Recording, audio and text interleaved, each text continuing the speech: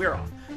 This is the Film Rescue Show, the show with the biggest ego. We think that we can do better than every single writer that has ever existed and fix all of their mistakes without their permission.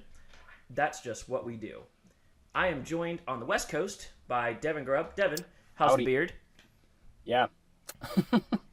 As always.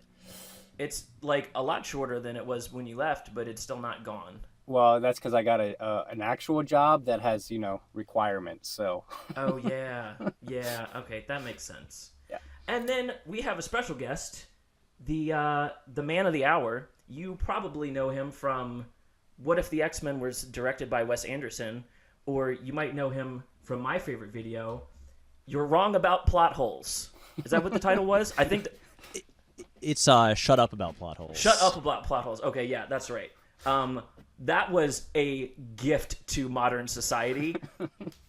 I think I've watched it like 3 or 4 times at this point. I just keep showing it to people when they're like, oh, that plot hole. And I was like, it's not a plot hole, but I can't explain it as well as Patrick Willems is on the podcast. Hey, there was a name segue. Hey guys, pleasure to be here. Man, I am so happy that you agreed to come on.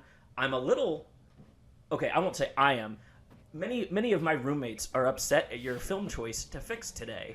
I'm not surprised. Yeah, as far as the king of hot takes go, man, to say that you're going to fix the Winter Soldier, which, if I had to guess, this is like 80% of people's top MCU movie.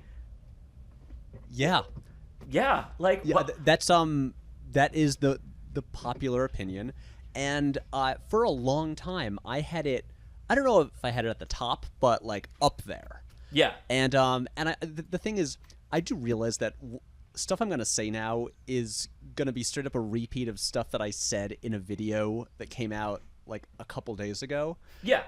But I mean, okay, I don't want to give the long backstory to this because it's like it's not important. But basically, like, I hadn't watched the movie in a while. I'm not sure I saw it since it was in theaters, which is the case for most MCU movies. And then I decided finally to do a big MCU video to try to pinpoint the reasons that I like the movies, but I don't love them when I feel like I should love them, because as like a lifelong obsessive comic book fan, this is like everything I ever wanted. Yeah. And then revisiting Winter Soldier, I was like, it's still good, but I don't think it's as good as I remember, and I don't think it's one of the very best ones. Yeah, it's funny when I actually rewatched it last night. I think I was kind of in the same camp as you. I know I saw it in theaters, and I actually went to go use the bathroom during the part where the old German guy, man, why can't I remember his name right now? The guy that's in the computer. Oh, Zola. Yeah, Armin Zola. Because I for some reason, just that was not in my memory, and I'm pretty sure that was a scene that I went to use the bathroom, and when he first popped up, watching it last night, I was like, is that MODOK? Wait, that can't be. I wish. Yeah, I was like, I got hyped for a second, and then I was like, oh, that's not MODOK, never mind. It's computer Toby Jones. Yeah, which is probably the worst Toby Jones, because he's amazing in everything else. He is, and also revisiting the first Captain America, which I think is a better movie. Oh yeah, Toby Jones doing scenes with Hugo Weaving is just a delight. Oh, it's wonderful. Yeah, but the thing that popped into my mind was I remember loving this movie and then seeing Civil War and not liking Civil War, and revisiting this, I figured out why I think I don't like Civil War, and I like this movie a lot less now. Like, I agree that it's still good, but it's like a strong 6 now, and it previously was like 8 pushing 9. Okay, for me, I think this is like a 7, I would say, maybe, but not a hard 7, like a light 7. Sure. And I mean, the thing is, my issues with this movie kind of extends to a lot of the MCU. Yeah. And especially the Russo brothers directed films. Mm-hmm. And so, and my changes, my like, I guess, fixes to it, the thing is, they end up like I was thinking about this like before we started recording. I was like, man, this is kind of turning into like an MCU rewrite because Yeah. Like if you change stuff here, it kind of has to ripple through. Exactly. Yeah. Shifting hard gears into the DCEU, I've been rewriting a bunch of the DCEU movies on here, and I just did Wonder Woman to fix the third act, and like as I did that, I was like, oh no, everything is falling apart ahead of me now. Like now Batman v Superman works even less than it did before, and now Justice League is even weaker than it was, and like Aquaman is weirdly untouched, but it's kind of a perfectly weird movie. So yeah, like it really, if you affect one thing, you do start to like topple the house of cards, which is, I guess, a testament to Marvel and how they've built these movies, because they are like deeply interconnected. It's not just like references at the end anymore. There's like plot points that get dropped in one movie and then pick up in another that, like, unless you're really following them, you would never even know to look for.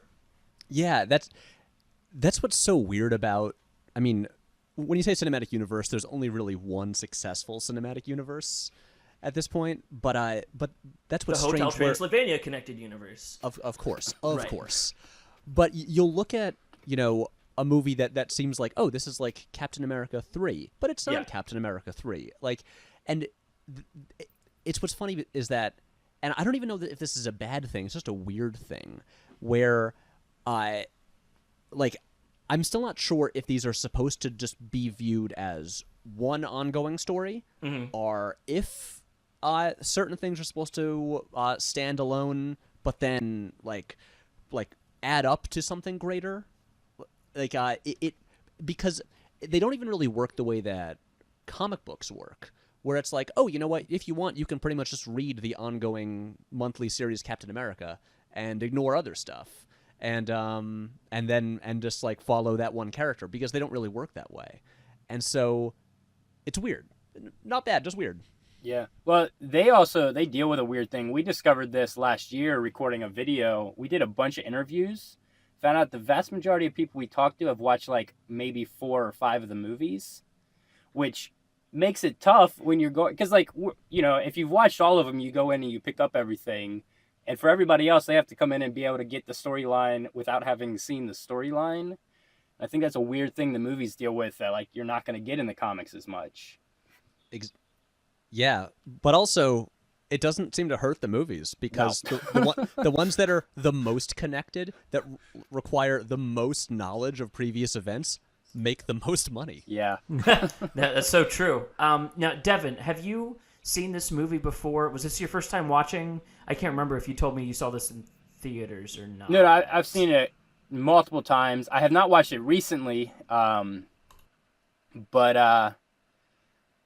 yeah, I don't know. It's funny because I know a bunch of people did really like this. For me, even when it came out, and maybe it's because I've never been like deeply invested in the MCU, but I was like, it feels like a decent movie, but it doesn't feel like, it didn't feel like an MC movie at that point.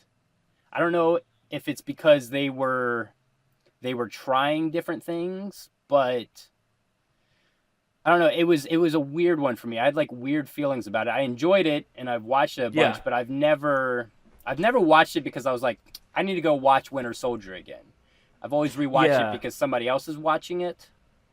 Yeah, Patrick, your point's really funny. Like, for the amount that everybody said they liked this movie, everyone that I've talked to has seen it once. That's really interesting. I do remember that I saw it twice in theaters. Okay. And that's the thing, for most of these movies, I see a lot of them twice in theaters and then never revisit them. Sure. Yeah. And which is that was kind of the realization I had a year ago, where I was like, what's the deal with that? And then I spent a year trying to figure out, like, what is it about the MCU? And then so it took about like 10 months of thinking before finally making this video project that I'm currently making. Well, I've seen it pop up in other videos of yours. Anytime you bring up the MCU, like, you can tell this has been something you've been mulling over, and like you'd pinpoint little things, and you're like finally bringing together with like a bow on it of like, oh, okay, I'm starting to get it. People have been giving me shit about it for a while. There's some people who just like think I have some vendetta against the MCU, and we're Right. like, why do you trash it at every opportunity? Even when you're talking about a different movie, you always have to find a way to bring it up. And I always try to explain, like, I do like these movies. Like, Yeah. I don't hate them. It is probably, if I do bring them up a lot, it's because I've been thinking about this constantly and trying to figure out what it is that's like just what makes them good but not great. Right. Yeah. Okay, so obviously Black Panther won some Oscars that in the, I guess, general audience's eyes elevates these into great territory. What do you think would have to happen to them for them to become like genuinely great? Like, are you looking for weird? Because I know you're like a deep lore comics fan. Are you looking for like Right. less connection, or I guess more? I know probably a big issue I have is like aesthetically. I think it's really difficult to tell these movies apart, even though they have like vastly different directors. Yes, that's okay. It's you bring up Black Panther as a good example because I just rewatched that yesterday for the first time since I saw it in theaters, and I think it's one of the very best MCU movies. And I think it is in many ways an example of what the rest of them should be reaching for, Sure. because I think it does a lot of things so much better than the rest. But there are the weakest aspects of the movie for me are like the MCU-ness of it, where it's like when it aspects of while like the design of the movie is incredible, and Rachel Morrison is a great cinematographer. Oh, yeah. It's a lot of some of the visuals, especially exterior day scenes, which is the consistent issue with Marvel movies, still fall into the flat, muddy, gray look of Marvel movies. Right. And kind of when it goes into like action mode, it kind of falls into the heavily it looks like the VFX team just kind of took over and did their thing, and I feel like Ryan Coogler disappears. Yeah. And those are like consistent things where like through like so many of the Marvel movies. And honestly, I think the biggest thing for them to really like to reach the point of greatness is just to kind of following the model of like I think honestly Black Panther and to a slightly lesser extent Thor Ragnarok and honestly the best example would be the Guardians movies, and I'm especially rewatching these all I'm more mad than ever about James Gunn being fired, but but honestly just like letting the filmmakers make the movies that they want to make, and just giving them the freedom, and also that freedom extends to let them like have more control over the set pieces and the action and the cinematography. And I mean, one of the reasons I found Aquaman so refreshing was even though there were things that it did worse than MCU movies, it felt so distinctly like the work of James Wan, and you could see his hands on every part of it, including like the set pieces and the action and just all the visuals, and it felt different. And I realized that I was craving a big superhero movie that felt different. Yeah. I mean, and like to James Wan's credit, it's amazing that you could visually reference the Star Wars prequels in a way. I'm speaking specifically towards the final battle sequence that like is genuinely epic. Like, because I remember watching it and going, that looks like Attack of the Clones, but man, this is way cooler. Yeah, exactly. And so, but like I'll be releasing like another part in this video series in like a couple weeks. I could talk about this forever. But I think the best MCU movies are the ones that feel most distinctly the work of a filmmaker who really had a story they wanted to tell. Yeah. Go ahead, Devin. I was gonna say the story aspect's a big part. I think that's part of the reason for me, because I enjoy movies. Mostly, I'm a story guy, and most of the MCU movies have recycled stories. Like they all start to feel like the same story being retold, and they don't. The stakes don't change in the sequel. It's like let's just repeat the the story arc from the first one in new settings and Right, environments. but they're also running like very simple story archetypes. Like there's no real investment in creating a structured story that gets you, that kind of challenges the viewer, I guess. Yeah. In how they approach the movie. It's like, okay, this is going to happen, and that's going to happen, and that's going to happen, and that is predictable across every format and every, whatever they do. And I think that's why it makes it hard for me to go back and be like, okay, I'm going to watch these, or I'm going to stay invested in these, because ultimately it's going to be the same thing. I mean, it's even made like the ending of Infinity War hard for me to like really get emotional about, because I was like, it's going to repeat. We're going to be right back here. So I don't know. That's a big aspect. Well, if you'll allow me to pivot slightly, Yeah. that is exactly what I would want to change about Winter Soldier. Oh, Okay. It sounds like it's time for a film rescue. There you go. I would do the air horn if I had the thing. But first, it's time for our first segment. Do I have to do this one? I don't want to do this one. I love DC too much. I know. But it's time.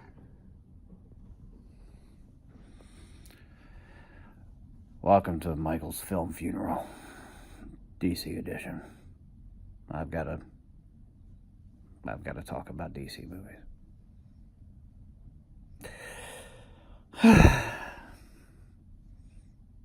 First movie I saw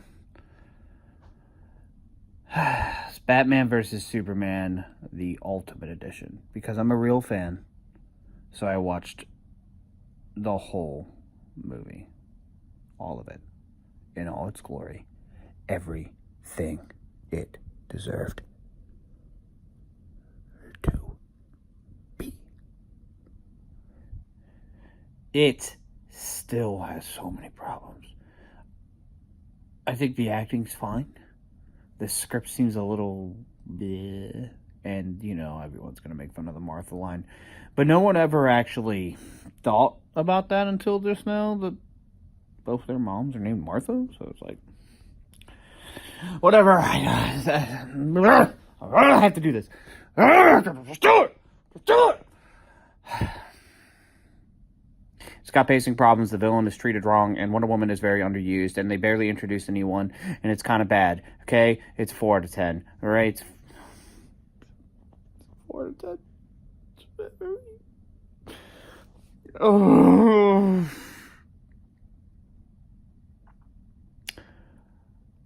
I also saw Aquaman. That's a fun movie. Jason Momoa is hot. He's half naked through like half of it. Let's go with half of it. It's good. It's a good ratio, but I also could have gone with more. The characters, the villain, it's probably the best characters I've seen in a comic book movie. Is so well acted. It's so perfectly done, and I actually want to keep going. And the message that's within it about pollution in our oceans is a great message to use Aquaman for. It has a lot of pacing issues. That thing goes from 0 to 100, then back to 0, and you're like, I don't fucking care about this desert scene. The one scene where you would have gotten some stuff with Mira and Arthur Curry, it just kind of is ruined by the fact that the pacing was so fast and furious, and then it just went away. I get it, because James Wan did it. Boom! Fast and Furious joke! It's like a 6 out of 10. It's okay. It's good, but it could be better, and it's a positive step for DC that they haven't taken forward. Please tell me we're sponsored. I just want to be sponsored now. Alright, shitty movie of the week. Shitty movie of the week is Justice League. Because Joss Whedon ruined it. He came in with his green screen and his bad effects. Oh, it doesn't even look right. He's got weird face. Okay, what is Joel? I didn't. Joss Whedon, I hate you. Bad movie scale is a 10. Good movie scale is a 4. This has been me selling my soul on Michael's film horror proof. Fuck you. Seth has concerns. Patrick, could you explain to me why some of the action scenes in Winter Soldier looked like Olivier Megaton trying to do The Dark Knight? That's harsh. I mean, but like, That's some of the editing was like insanely choppy, I guess. Quick. I was getting. But I mean, like, but referencing Olivia Megaton is like the biggest insult you could possibly like throw down when it comes to action. I mean, I don't have it prepped, but if I had to look at the Nick Fury gets attacked scene and count the cuts during the SUV flipping over, I don't know. We might be able to beat out Taken 3 for most cuts in a jump. I don't know. I mean, this. It's funny that you bring up the action because I think the action is what most people point to as the reason this is one of the best MCU movies. Yeah. And I think, okay, spoiler for the next video I'm going to release because this is a thing that I is already in the script. This is an exclusive. Oh, I knew this was going to happen. I knew if I just got you rolling with it, it was going to come out. So I think the biggest reason people like the Russos so much and sort of hailed them as like the visionaries to drive the MCU forward, it comes down to a single thing. They have, by the way, I think the Russos are solid and competent. Yeah. But their one innovation was in how they visualized Captain America's fighting style and power set, where they would have these fast, well-choreographed physical action scenes, but where they would exaggerate just the force and speed of the hits. Yeah. And which is, like, actually, like, it's a cool technique. It's effective. It's both, like, it manages to be grounded, but with that element of, like, superpower to it. That it's honestly a thing that I haven't quite seen before, and obviously all the movies that Captain America was in afterwards ran with that, but I think that was their big innovation. And I think that wowed people so much that that it kind of convinced them that they were, audiences, that the Russos were better at action than they actually were. Yeah. And I feel like that kind of colored just a lot of the view of the movie. Because a lot of the things that people throw at this movie, like, oh, it's really a 70s conspiracy thriller, you know, like an Alan Pakula movie or something like that. And guys, it's not. Right. Just because you have Robert Redford in the movie does not make it 3 Days of the Condor. Which, like, can we just appreciate for a second that the specifically Captain America series in the MCU got, like, Tommy Lee Jones and Robert Redford, and, like, each movie got, like, a really, really solid, interesting, unique actor. And I especially loved in the scene with Redford and Chris Evans, where they're discussing Nick Fury's death, how you were seeing, like, Captain America was seeing who he would become if he stuck with S.H.I.E.L.D. Like, because that's very, like, their personalities are super similar. They're very, like, straight-laced, straightforward. Hey, we got to do the right thing. I made a bad call, and I can admit it. And Nick Fury made the right call back in the day. Like, I love that, like, the back and forth that happened there of Captain America seeing, like, oh, I become him someday. Yeah. Oh, I mean, it's really good. The Redford casting is great. Perfect, yeah.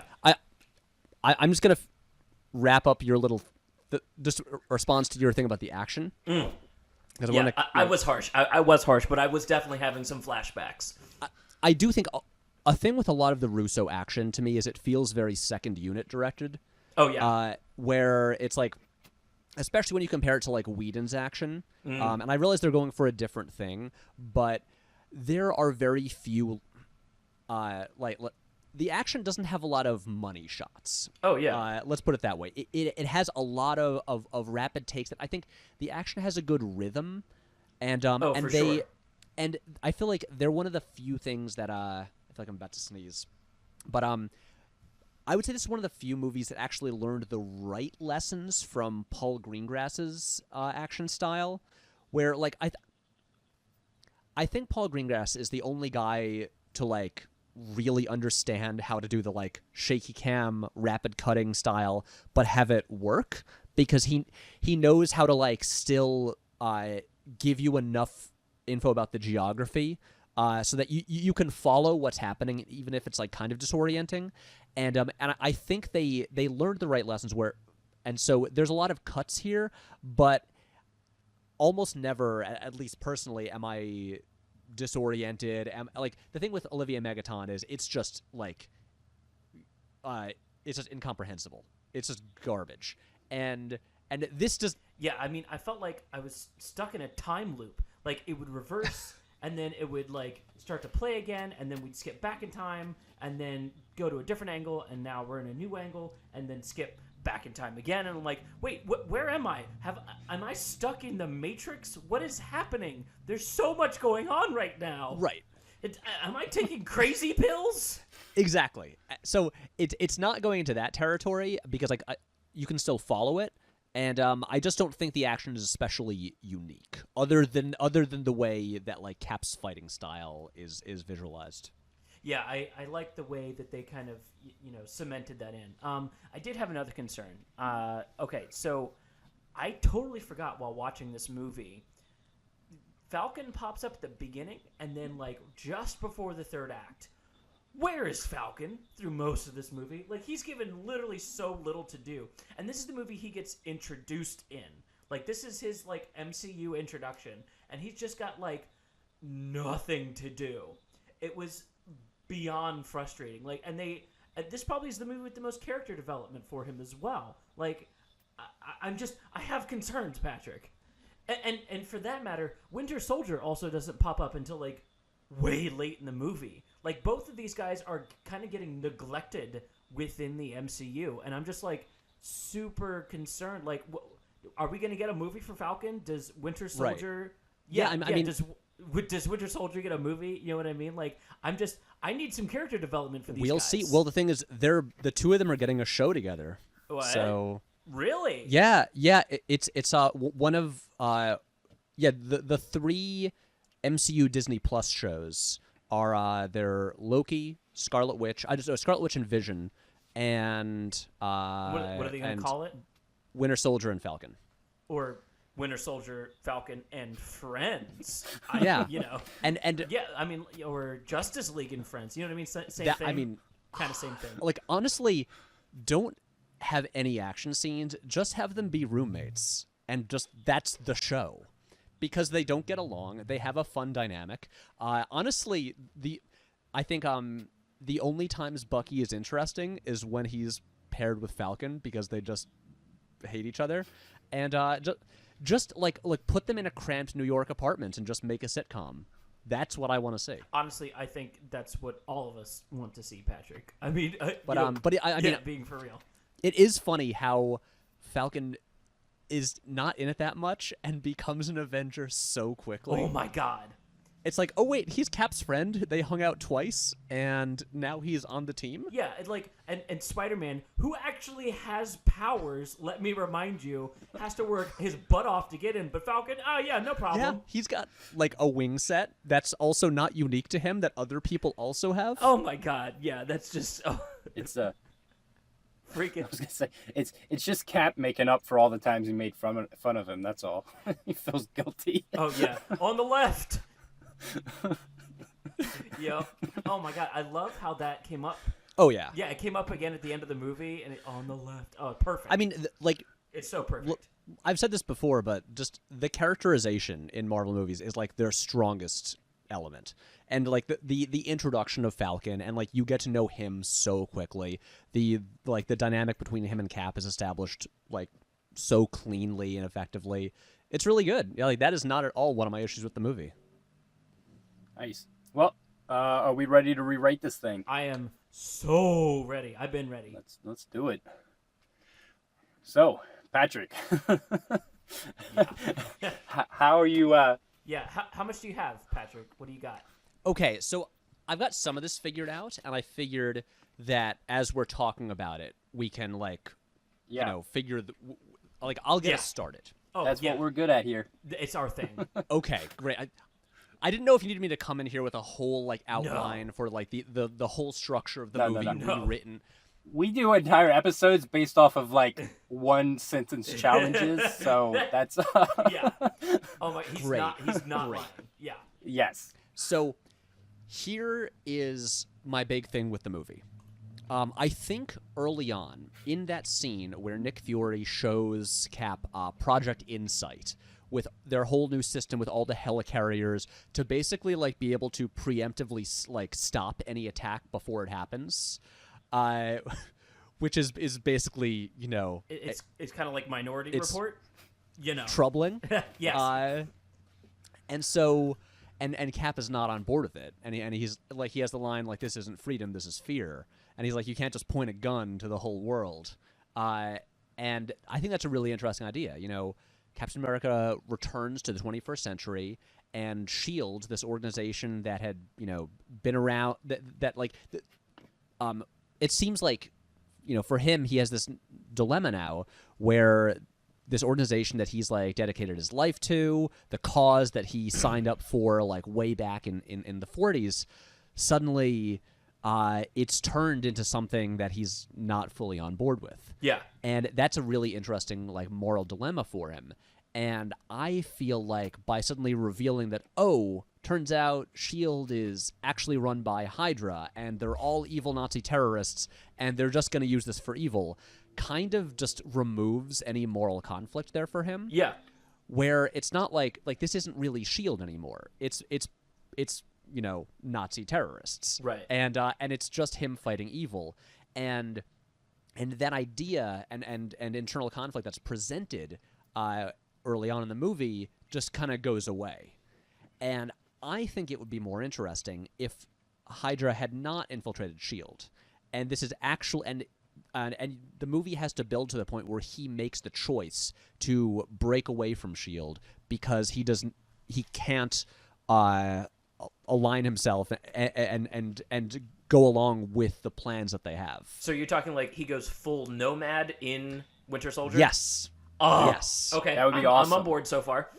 And I'm not even saying that happens early on. Mm-hmm. That could even be a late in the game thing. Yeah. And I realize that will affect future things, and because obviously and I'm not even saying that he needs to be a fugitive at the end. Sure.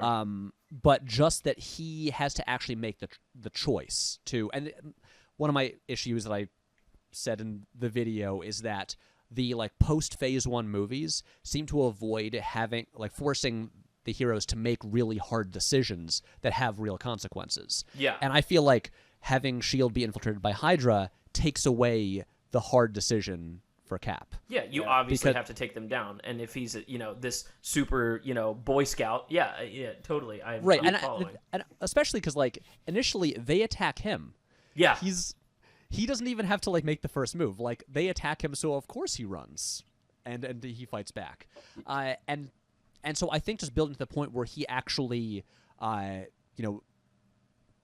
tells them no, I can't go along with what you're doing. I will, and he I don't know if he hands in his shield or he throws down his badge. I don't think he has a badge, but it tears the star off of his chest. That's the thing that's removed in future movies, right? Yeah, exactly. Yeah. Right. How good would that be? Oh my I feel God. that would be so much more powerful and so much more resonant if you had Captain America realizing that if SHIELD represents America, he has to reject it. Yeah. Yeah. Another aspect that did not get brought up enough in this movie that would really build his character, he enters this new world and he's looking at an organization that is creating literal weapons, right, to point at the world, including another super soldier, but never is it brought up the fact that he is literally a weapon created by this organization for the same purpose. Right. And I think that would be, as far as compelling character changes go, that would provide him a lot to work with if you could bring that out more. Oh, yeah. Now somehow I missed it the first time because I think I'm remembering the scene where it's Robert Redford coming in to talk to the Winter Soldier after his first fight with, or no, his second fight with Captain America. It's like the debrief before they like wipe his mind again. He references like how Bucky has been like their instrument of death over the last century, and did he kill JFK? I guess is my question. Was that like low key? Is there like a conspiracy theory that the Winter Soldier killed JFK? That's a really good question. That I feel like, because I've read like a bunch of the comics, and I don't think that came up. Did it come up?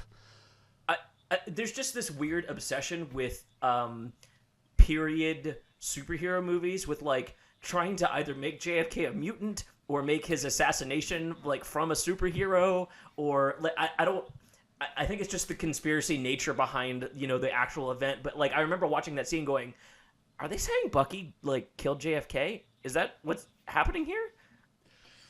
Yeah, I mean that would be pretty funny. Yeah, I mean, like, as we're rewriting things, let me just throw that one in there. I love it, so let's do it. Yeah. And so more stuff I was thinking about with this was, I mean, still keep Redford around as was Alexander Pierce. Yeah, that's his Pierce. name. Mm-hmm. Yeah, keep him around. I mean, well, okay. So here's a thing that also extends to like a larger issue I have with the MCU, where S.H.I.E.L.D. collapsing in this movie has basically no effect on future movies. Yeah.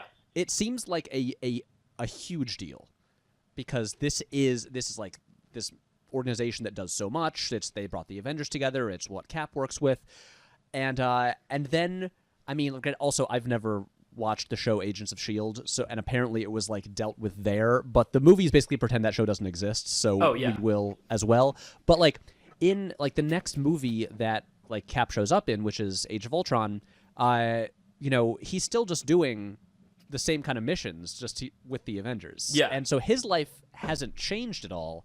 And then in like the third act of that, Nick Fury still shows up in like an old S.H.I.E.L.D. helicarrier that they like dusted off. But it's like, really, a movie later, they're still basically doing the same stuff. Like there is no real change. Yeah.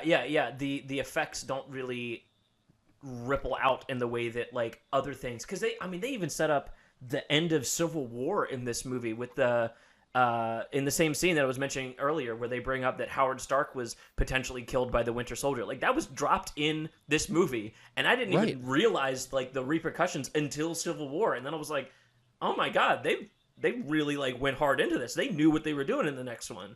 Yeah. So here's my thing. I do think it would be, and again, this would be dealt with in later movies, but for like the very end of the movie to have a reveal that Pierce is actually like working with Hydra, or that like Hydra's still around, and so you can to still kind of like you know, drop in a like, you know, Hydra has infiltrated S.H.I.E.L.D. in some way kind of thing. Yeah. But not have it be as overt as in this one, where it's like, oh, the whole thing is basically, it's all Hydra. Just like, because I still, just coming from the comics, I think Hydra is just like a fascinating villain. Just like, I mean, they're like the evil organization that's just been around for like the whole 20th century. That you know, Captain America will always be fighting, and I think, you know, having them in the MCU is like, it creates interesting stories, and which is also why it's kind of a bummer that they don't really show up again after this movie, because in the opening scene of Age of Ultron, it's like, oh, we're taking out the last Hydra leader, and now it's over. Yeah, and there's also a weird thing where, in Ant-Man, the villain is gonna sell some technology to some Hydra representatives. Yeah, I remember that. And they're just three guys in suits, and that's the last time Hydra ever shows up. And I'm just like, really? It's like, so it just seems like a missed opportunity to say like, oh, Hydra's actually still around, and then they're just immediately gone again. And so I think just for setting up future things, just like planting the seed that, oh, maybe like one of the top guys at S.H.I.E.L.D. is actually like working with Hydra, who is still around. Yeah. And just doing that, but just like kind of just using it for a little thing at the end instead of the actual story of the movie. And so the thing that I'm trying to figure out is, and I'm sorry I didn't think this totally through. No, this is the podcast. pitch part of it. This is my favorite part. You're gonna get some crazy ideas from over here real quick. Great. Okay, so I'm trying to figure out now, like, what to do with the Winter Soldier. Okay. Because I was actually just wait, we're on video here. I actually just grabbed my comics. Ooh. And was flipping through the original Winter Soldier story, where he's obviously not working for, I mean, with that, I think he's working for Alexander Lukin, and he kills the Red Skull in the first issue. Have you guys read the original, like the Brubaker run? I have not. Nope. Okay, it's very good. But that's the thing where that's like the Winter Soldier is like with a separate entity.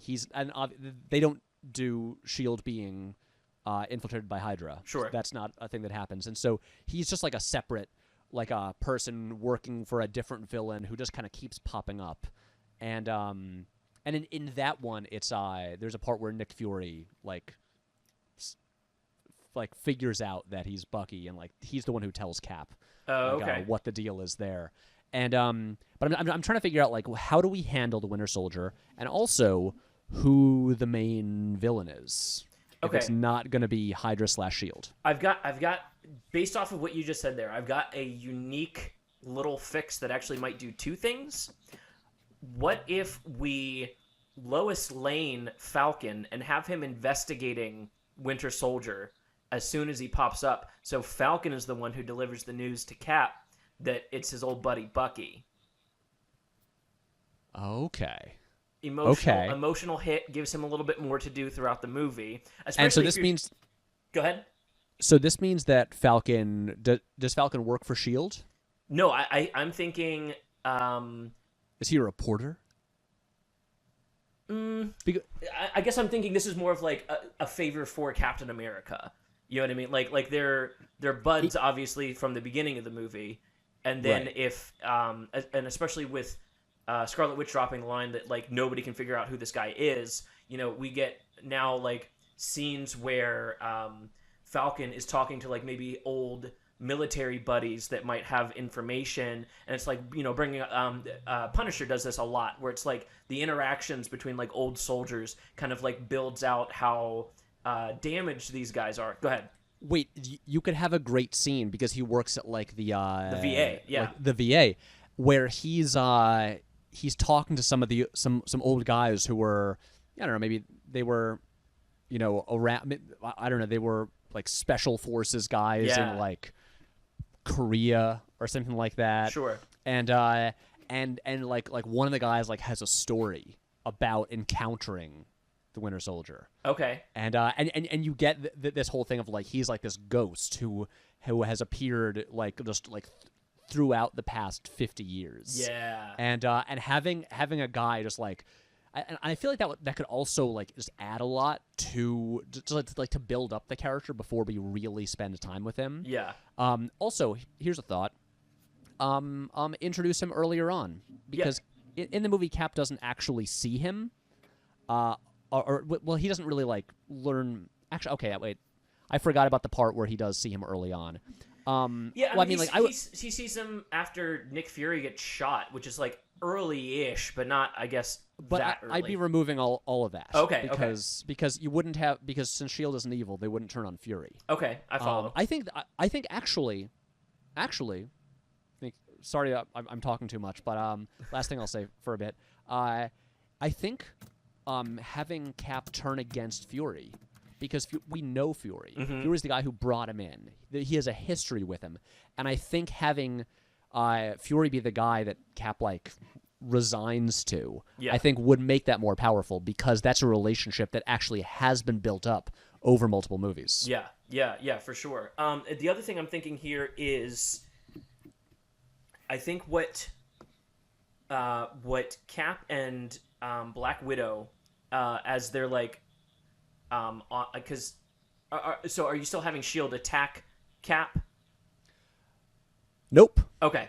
Nope. I think this is going to be a pretty significant reworking of the movie. Okay, interesting. As in, like, go ahead. yeah, keeping, as in keeping maybe the first act, but I think from the point of like Fury being attacked onward, like totally overhauled. Okay, I'm following. So, because what I was gonna suggest was it would be really cool if, like, as Falcon is figuring out who Bucky is, he stumbles onto the fact that Hydra reanimated him, turned him like brainwashed him and stuff like that. Shield eventually was able to like bring him back in, but has been using him for the same thing.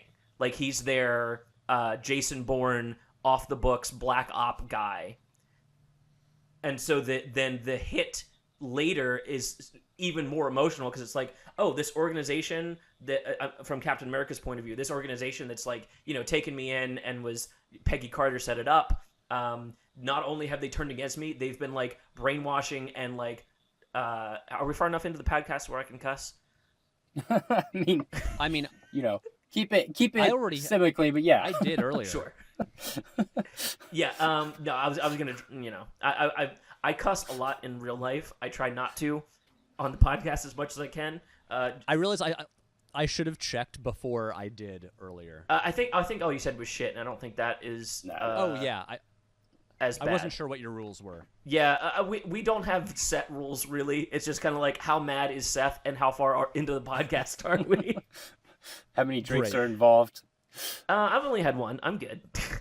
Yeah. But yeah, basically they've just been like dicking the Winter Soldier for years, and that's like a big part of the betrayal. And he's still going after Captain America at some point, I guess, after he resigns, right? Because you have to have a something happening in the plot that like makes Captain America want to stop Shield for something, and I guess finding out that his you know what might do that. Not so since Hydra's kind of in the shadows for this. Mm-hmm. You could introduce them kind of early by having Bucky believe he's still working for Hydra, even though he's working for Shield. Because that would, when Cap first encounters him. Are you saying like a full Mission Impossible like double misdirect where it's yes, like it's Hydra, but it's actually Shield pretending to be Hydra? Exactly, because when Cap first meets him, he's going to run into his old best friend who is being controlled by the organization that he hates the most. Yeah. And then later find out that that's not the case, but the organization that he also works for and the one that created him is doing this to the person who has protected him in his life, which would create, like, if you really want to give him good reason to just completely break away from Shield, that is about the pinnacle of what you could do emotionally. Right. Especially if we still get a version of the scene with Alex Pierce and Captain America talking about, like, Nick Fury being willing to do whatever it takes to get the job done instead of just following orders. Because I love that story. That's a great little kind of past history for Nick Fury that we don't normally get to see much of, and like finding out that he disobeyed a direct order but was right on the call kind of like gives the audience a moral dilemma of like, is Nick Fury right for still using the Winter Soldier in Black Ops? Yeah. I like that. And what I'm really thinking about here is that I think what this needs is in the third act. I mean, like, if Cap is going to break from S.H.I.E.L.D. in the third act, here's what I'm thinking. There has to be a point in the third act where S.H.I.E.L.D. has some big plan or is going to do some operation, probably with Project Insight. Yeah. Okay. Kind of like, you know how in The Dark Knight, when Batman has his whole like spy computer set up, that he's got, and Lucius Fox is like, I am not into this. Yes. And kind of like that, but where S.H.I.E.L.D. is gonna, it's like to stop the villain's plan. like I don't know if it's like the Hydra agent or whatever, then they're gonna use this. They're gonna do some like really morally questionable stuff. Yes. And that's when Cap is like, no, I am not going to do this with you. I'm going to do this myself because I think there's a better way. And then he does it himself. And then I think like then maybe after that, after he has proven that there's a better way to do this. Yeah. Then like maybe in like the epilogue of the movie, like after the climax, that's when he resigns. Okay. And I think like part of because for me, Shield's just lying to him about Bucky, where like they know the truth and haven't told him. I don't think that's quite enough for him to like quit. Yeah. I think it has to be a deeper thing, like an ideological difference. Yeah. And so I think the Bucky thing could be a great like step toward that. Sure. Like there's the betrayal, but then there's like the just total conflict in views. So And that's when he makes his choice. So if this is a precursor to Civil War, and I think you're on record saying you don't like the Civil War comic that much, little stereotypy, one-dimensional, was what I gathered. Yeah. Yup. This has been the weird thing because I don't like the Civil War comic, but I prefer the movie, even though that movie is like a 6 out of 10 for me. Yeah. And this, I'm so conflicted because I like the movie more than the comic, but I sort of respect the comic for actually being about something and having like an ending with real consequences and growth that the movie doesn't have. Yeah, exactly. Yeah, that was a big issue I had with the movie was like, if there's no real consequences by the end of it, and like literally, not only are there no real consequences, but it ends on like the sappiest note of like Cap sending a cell phone via Stan Lee to Iron Man to be like, hey, we're still buds though. And it's like, oh, okay, so like this was really for nothing. Got it. Yeah, I was actually I was rewatching Infinity War last night, and which I haven't seen since it was in theaters. And when I got to the part where when Bruce Banner is like, so Tony, just call Cap, and he's like, we're not on speaking terms. I'm like, really? He wrote you a letter. Yeah. He sent you a cell phone. This is years later. You had one fight, and now you're not gonna call him when the fate of the world is at stake. Right. Like he's like, I mean, can you imagine if he actually did just call Cap right there? Like Cap would not be upset. He'd be like, yeah, sure.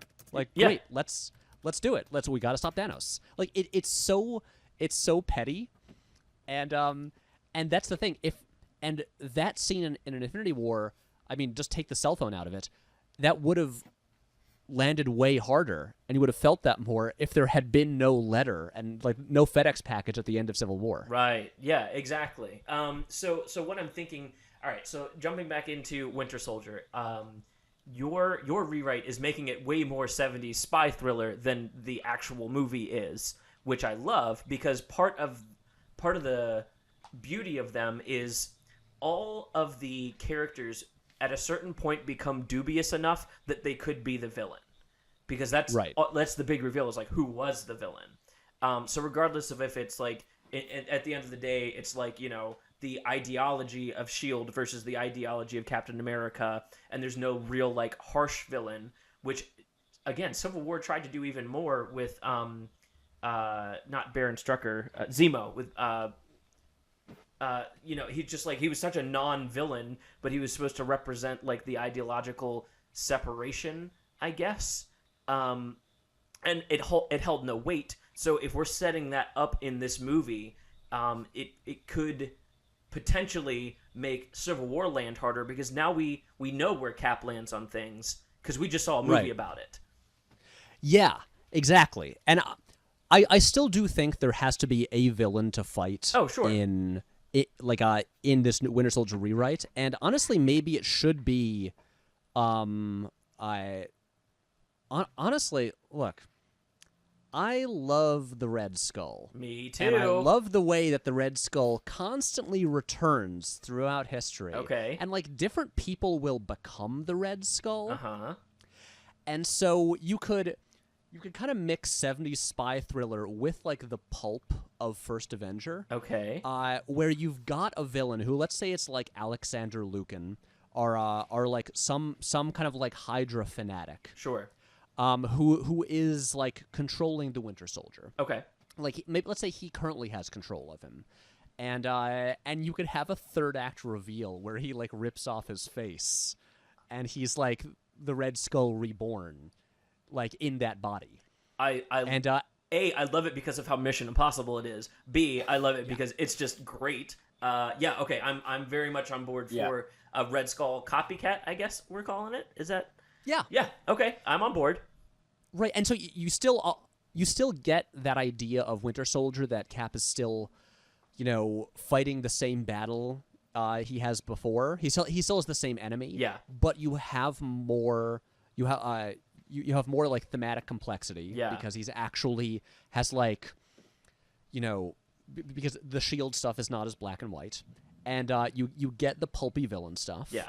And I'm trying to figure out like what the big third act set piece would be. I'd rather have it not be a set piece where a giant CGI ship has to crash into the Earth. Sure. Because Marvel did like 3 of those in a row. It's one of their favorite things. Tired. Yeah, and it was also weird because it had come a couple. I think it was the same year as Star Trek Into Darkness, which had like the Enterprise crashing down to Earth, and I'm like, what is the deal with the big CGI ships just like crashing into the Earth? Right. Cool with that. But so I'm not quite sure what the third act set piece is going to be, but it can be something. There can be some evil plan, and the Winter Soldier will be used by him. And then plus you get, like, I think as much as these movies they have their post-credit scenes, I think it would be fun to end it on like not post-credit scene, just like actual like ending of the main movie. Have that be the little like twist where like you reveal that like like Alexander Pierce says Hail Hydra. Right. And then that sets up like the Shield Hydra stuff to actually be developed over future movies. Yeah. So I guess you're not pulling in Toby Jones' character, which Armin Zola. I got it this time. Armin Zola. Cuz like I like him coming back. I like that idea. That he's in the computer, yeah. Yeah, I love him like being on, what do you say, like 20,000 miles of computer tape, which is like, it just speaks to me in the like the way that Captain America is removed from technology, that even that is probably a little confusing to him, that it's like, wait, he's on tape? What? Like, I like thinking about what he was thinking about in that moment. And like, I'm sure Scarlet Witch is like, how did they get this USB thing to interface with this old technology? That's amazing. Because I used to work at Best Buy, and I've seen people do like 6 different adapters to get something to connect into something else. A little visual gag would have been fun there. I was hoping for it. It didn't happen. That would have been good. Also, here's just another thing, because we haven't mentioned Black Widow at all at this point. Yeah. She could also like side with Cap and leave Shield at the end. Sure. And she's someone who's been a Shield agent for years. Like she doesn't have the culture shock Cap does. Yeah. She knows this modern world. And I think you could have some real growth with her. Yeah. If she also makes the choice to reject what Shield is doing. It's just, like with I know people have said before that like, Captain America, his thing is he doesn't change, but the supporting characters around him change. When I think, which I think is, you can like more. I think that First Avenger is a better example of that. Yeah. But I think you could get a really, really great illustration of that idea if Black Widow changes and she also makes the decision to leave Shield because she's been won over by his like, I guess just his better view of things. Yeah, I forgot. And his approach to all of this. I forgot that this movie is the only one that has real character development for her, unfortunately. And I love what it is too, because especially what they did with her and what you're doing with your rewrite sets her up to be this in between parallel between Bucky and Cap, where like she has lived the Winter Soldier life without the mind erasure too. She was just bad, and then comes over to Shield thinking that it's good, and then for her to pick Captain America based on what has happened to them through the events of the film would be such a cool, like, oh, not only like she's not seeing the world as black and white either. She's like choosing to follow her own moral compass and not have it be dictated by who she works for. That's like very compelling storytelling to me. Devin, how's that sit with you? No, yeah, that's actually, I was literally getting ready to say the same thing, because that gives her a progressive redemption arc. Yeah. Because you can look at her past, you see where she came to, and then if Shield has been the best thing in her life up to this point, then that's her meter for morality. Right. But then Cap comes along and his morality meter is so much higher, and she's like, now I want to achieve that. Yeah. And it gives like a very compelling and consistent arc. It also put, if you're gonna go with Captain America as like a nomadic superhero, like that's the perfect combination of characters to start that kind of thing with. Yeah. So yeah, no, I love that. I'm been kind of quiet here. I'm like mulling over the best way to merge the Hydra storyline in with Shield and like get them to come out at the end.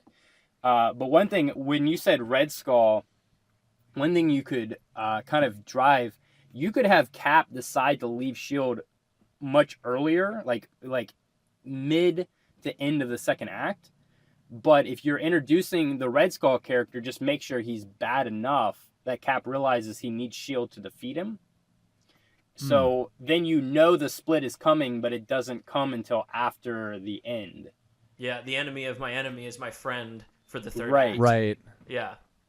That would give you like a nice progression, because you could have first act where Cap is invested, second act where he's disassociated, and the third act is like him finally leaving. Yeah. I really like that. Yeah, I think all you really need then is just a scene earlier on, maybe like earlier, honestly, maybe midpoint second act, where Shield like uses Project Insight, or like they actually do a thing, or like use their like kind of sort of fascistic new system, and they cross a line for Cap, where he sees like what they've done, and that will probably involve like civilian casualties or something. Yeah. And because also a thing that can I actually just point out a thing, and I'm gonna devote an entire section of my next video to this, but a weird shift of with the Russo directed films is, and this has continued through a lot of the MCU since like after Whedon stopped making them, the interest or like just care when it comes to civilians or non-superpowered people has gone away completely. Yeah. Yeah. Like if you look at any of the battle scenes in the first two Avengers movies, there's so much time spent like just like showing like reactions of civilians, showing them saving civilians. And then you get into like especially Civil War and Infinity War, and it's pretty much just super people fighting super people, and the only people who are in danger are the super people. Right. And it's like, it's weird. Like there's the fight scene in Edinburgh in Infinity War, and it's like a ghost town. Yeah. There are no other human beings there at all, and it's just like, it's just a little bit odd. And this isn't even necessarily a problem. It's just something I've noticed that these are superhero movies, and just the non-superhero characters are just like people in the world have disappeared completely. Yeah, it's funny too, because I'm thinking about like how different directors would have approached different scenes in this film, and the scene where in the original where Captain America is first chasing down Winter Soldier and he's like destroying that office that he's running through, like anybody else would like take 10 seconds to dedicate to him like almost knocking over or hurting like a janitor cleaning up in the building at night. Right. Like, because that's just like a fun little bit of levity that anyone else would. But no, just the office is totally empty and it's totally fine. They'll find out on Monday morning when they come in, and the like metal doors are blown out of the way, and it's a weird and it weirdly draws attention to like the deadness and the different less than stellar green screen parts where it's like there's no other people to draw my attention away from the fact that Captain America's not standing on the edge of a building, he's in a studio. Right. Yeah, it's just a weird thing that I've noticed like that recurs through the movies where just the interest in saving people goes away. Yeah. And the conflicts, it's like if the conflicts don't or the danger doesn't only involve like the Avengers, it doesn't matter. Yeah. That's permeated out through like almost all superhero films too, because that's like the big issue. Did you watch Nando V Movies rewrites on Man of Steel? I have not seen them, but I'm familiar with his channel, and I know what you're talking about. Yeah. And I feel like that's why we haven't talked about it, because the Zack Snyder movies, in particular Man of Steel, were like the biggest offenders when it came to like, I mean, like those just, like the third act of Man of Steel is just like 9/11 after 9/11, right? And it's just like it's like bleak, and there's just like relentless death of civilians, and the Marvel movies never go into that. The thing is, you don't feel the like you don't see like civilians dying. You don't like feel the collateral damage. Yeah. It's just that it really I only noticed it when I was like rewatching these movies in a row, and you just noticed this there just aren't scenes of like saving civilians anymore. Yeah. There are no longer like close-ups of civilians reacting to things. They're just not a part of it. It's interesting, in your video you brought up how much the Phase 1 movies really like aped Spider-Man and the Spider-Man 1 and 2 for what they were doing, because there was a lot of time dedicated to saving civilians, and that's what makes you like root for a hero. Because if you are putting yourself into their position and saying, if I had an Iron Man suit, what would I do? Everyone wants to believe that they would go out of their way to save people, even in the middle of a fight and action sequence. So it's like very obviously drops off in Phase 2 and hasn't quite been picked back up yet.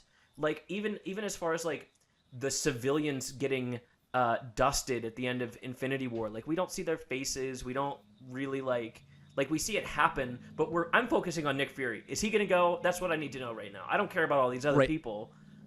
And that's also that's part of what's a weird thing with Infinity War to me is, I know this is now a different movie that we're talking about, but it's that this is like a global event.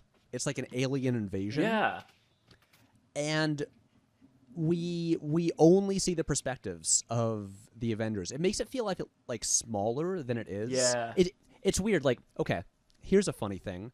The only MCU movie in which the President of the United States appears at all is Iron Man 3. That's correct. Yeah, that's correct. Isn't it? And these are all like largely movies about events that would be like national news. Yeah. That would, would be a huge deals. The kind of thing where like, in so many other blockbusters, there'd be like a shot of like, the president making an address to the nation about a thing that is happening. Yeah. And I'm not even saying this is a bad thing. It's just odd that like politics or like the president or anything like that is just a non-issue entirely. You made that point in a previous video, I'm pretty sure, because I'm getting like hints of something you've talked about before. I think it was about DC, how they do, like they interweave with politics, like Lex Luthor becomes president. It's like part. Oh, that was just one about me being really nerdy about how like politics in the DC universe work. I love that video. Again, I'm not joking when I say I'm a super fan. Like I've watched a lot of your videos, so you're not gonna get anything past me here, buddy. You can't do it. Thank you. I appreciate that. No, but it's super interesting because like that. I mean, I'm a like clown ass comedian. I'm not. Like, I'm a nerd about all this stuff, but I also have questions of, like, is Donald Trump the president in the MCU? Because they're in, like, our time period at this point. Right. But he's not, because, the president in Iron Man 3 is President Ellis. Right. So they're just doing the fictional president route. Yeah. And anyway, this is like a very long tangent, but all I'm really saying is it's kind of odd how once Joss Whedon stopped being involved in the MCU, no one else was interested in the rest of the world. Yeah, because like the third act of Age of Ultron is like equal parts save as many people as you can, and also let's take down the robots.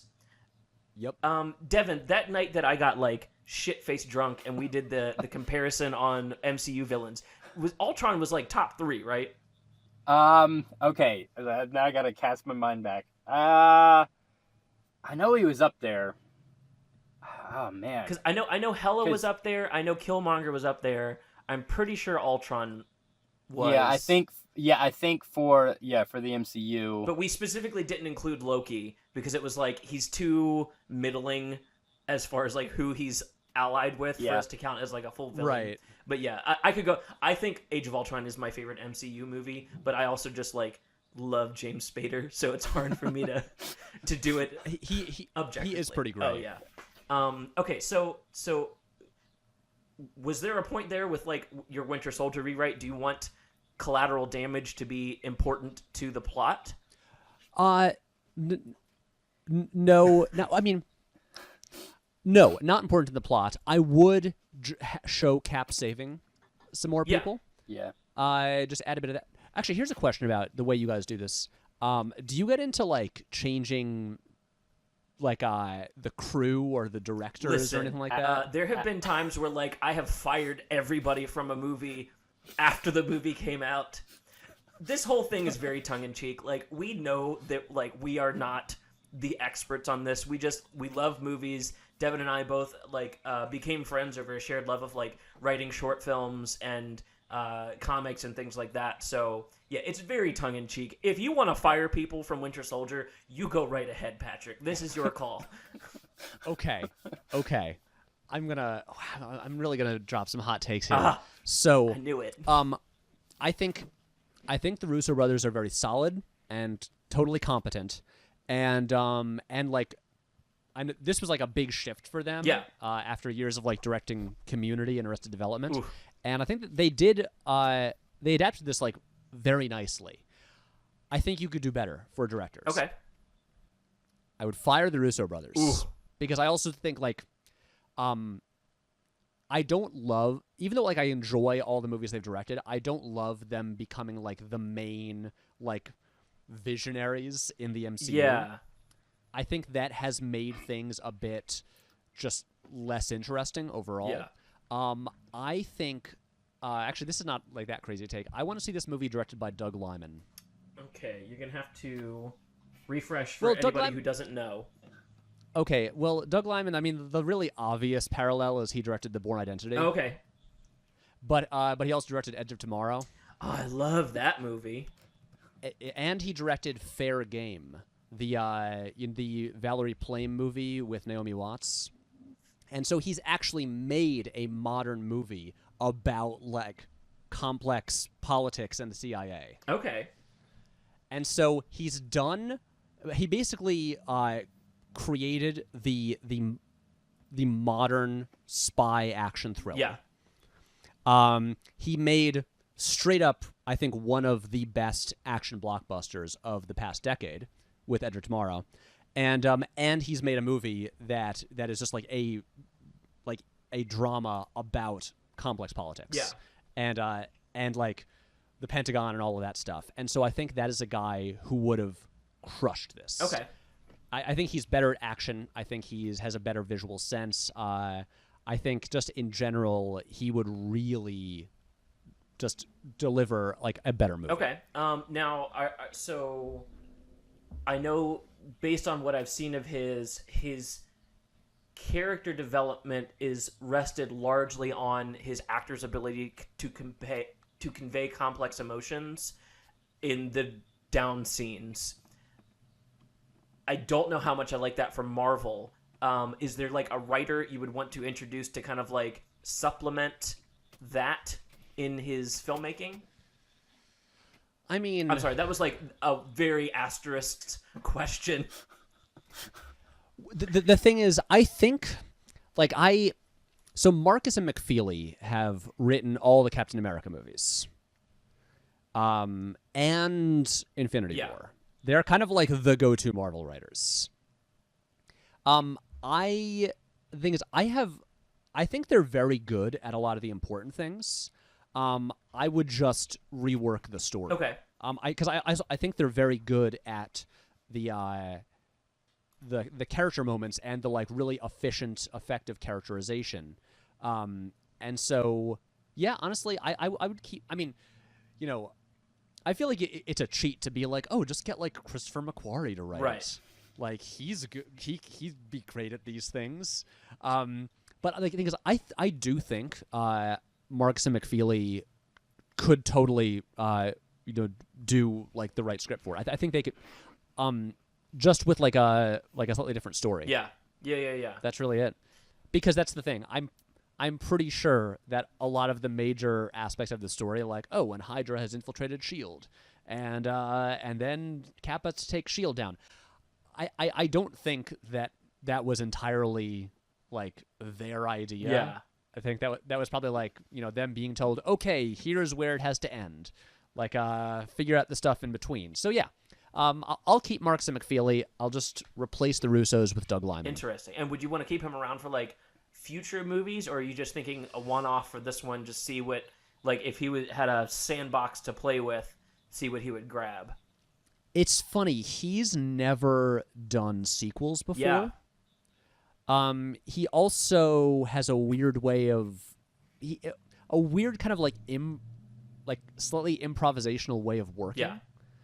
Yeah. Because like he really like he made Swingers, which was like his breakout movie, and then like Go, and he he's known for doing things like grab it, like he'll sometimes be his own cinematographer. Yeah. He'll he'll have someone distract the police while they shoot a scene without a permit at a location and stuff like that.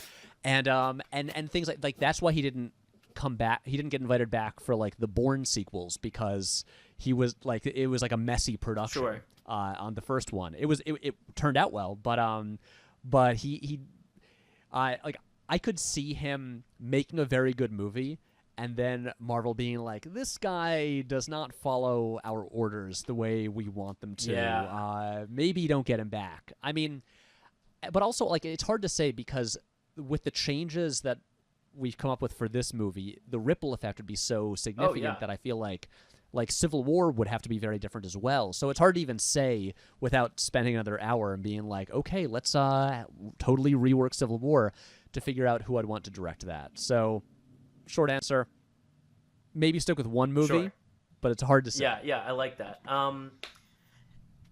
This is a cool. This is like way more like character driven rewrite than I was expecting to come up with. I had one thought for what Project Insight should be. Yes. I don't know how well it would work, but I just like the idea, because I just want to keep Armin Zola around, basically. So what if when Winter Soldier was brought in, they also like found and adapted the Armin Zola AI to like make it a SHIELD AI, and Project Insight is like, what if you could set a agent loose in the field that's connected to this like super AI that's able to like, change traffic lights for him, and like kind of make him this like not to reference Fast and Furious too much, but kind of like God's Eye in Fast and Furious, essentially. Yeah. Also, look, you never have to apologize for referencing Fast and Furious to me. I love those movies so much. I'm like the Hobbs and Shaw spinoff. The only thing that's missing is the baby from Fast 8, because like I understand why people don't enjoy parts of those movies or them as a whole, but I have never like been so giddy in a theater than watching Jason Statham save a baby from an airplane and just like have this charismatic back and forth with the baby. Like, that is just gold cinema stuff right there. That I loved it.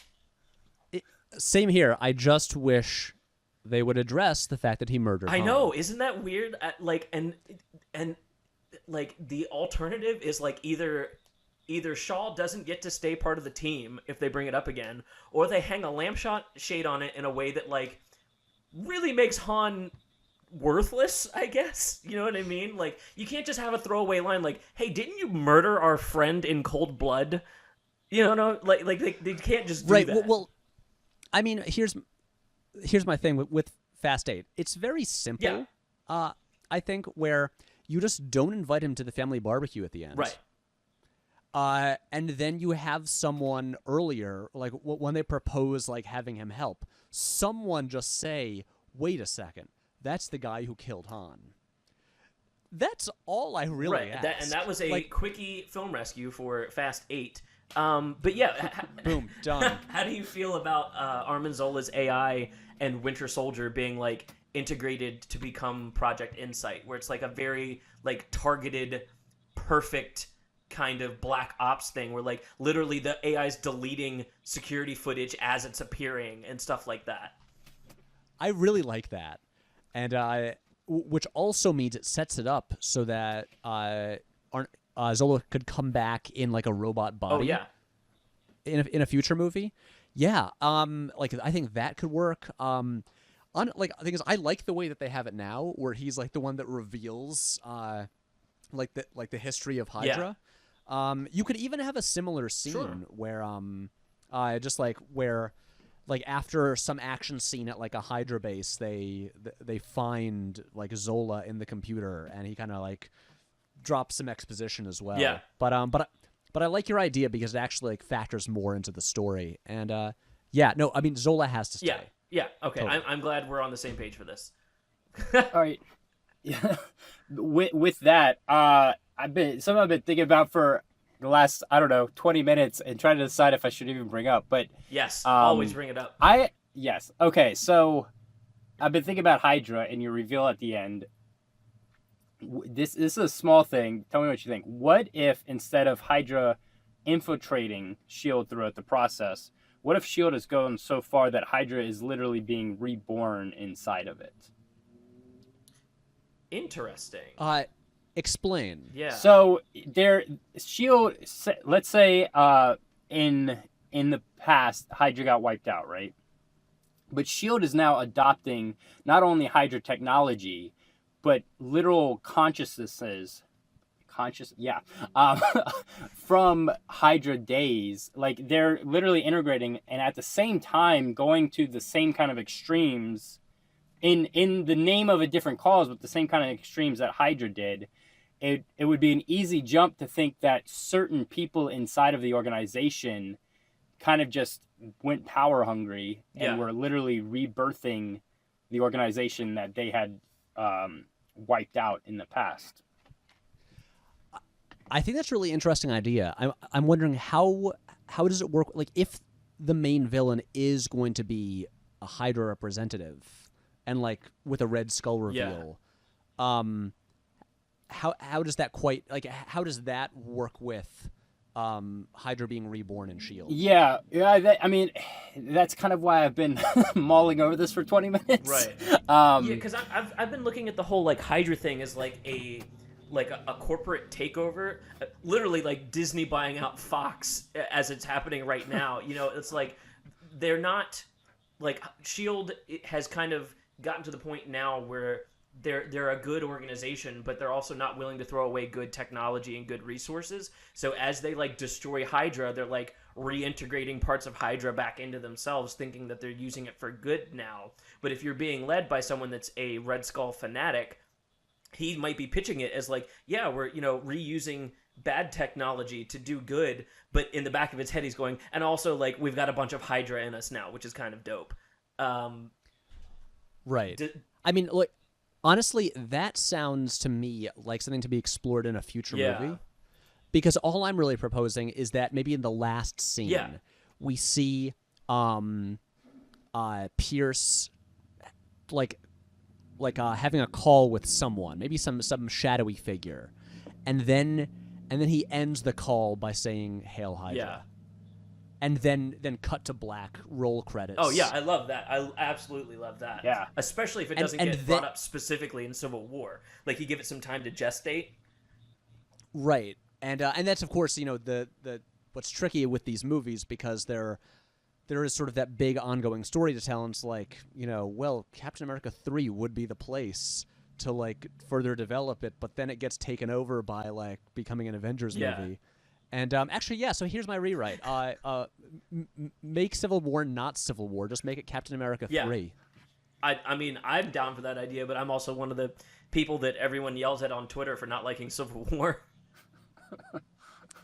And well, hey, I've got to say, actually, since I said similar things to what we're saying now in this video, way fewer people have been yelling at me than I expected. I think people are, because the movies have been around for so long, I think people are adjusting to the idea that like Marvel is doing it well, but there's no gold standard yet. Like a regular person can look at any of these movies and actually like start to pick apart the little things that don't work. I think that's kind of shifted because, and maybe that was important to these movies lasting this long, that like people dogmatically protecting them long enough to get to where we wanted to go. Because I know, I was just telling Devin this the other day, like after Endgame, I may not even be going to see all these in theaters like religiously on opening night the way that I have for every other Marvel movie up to now.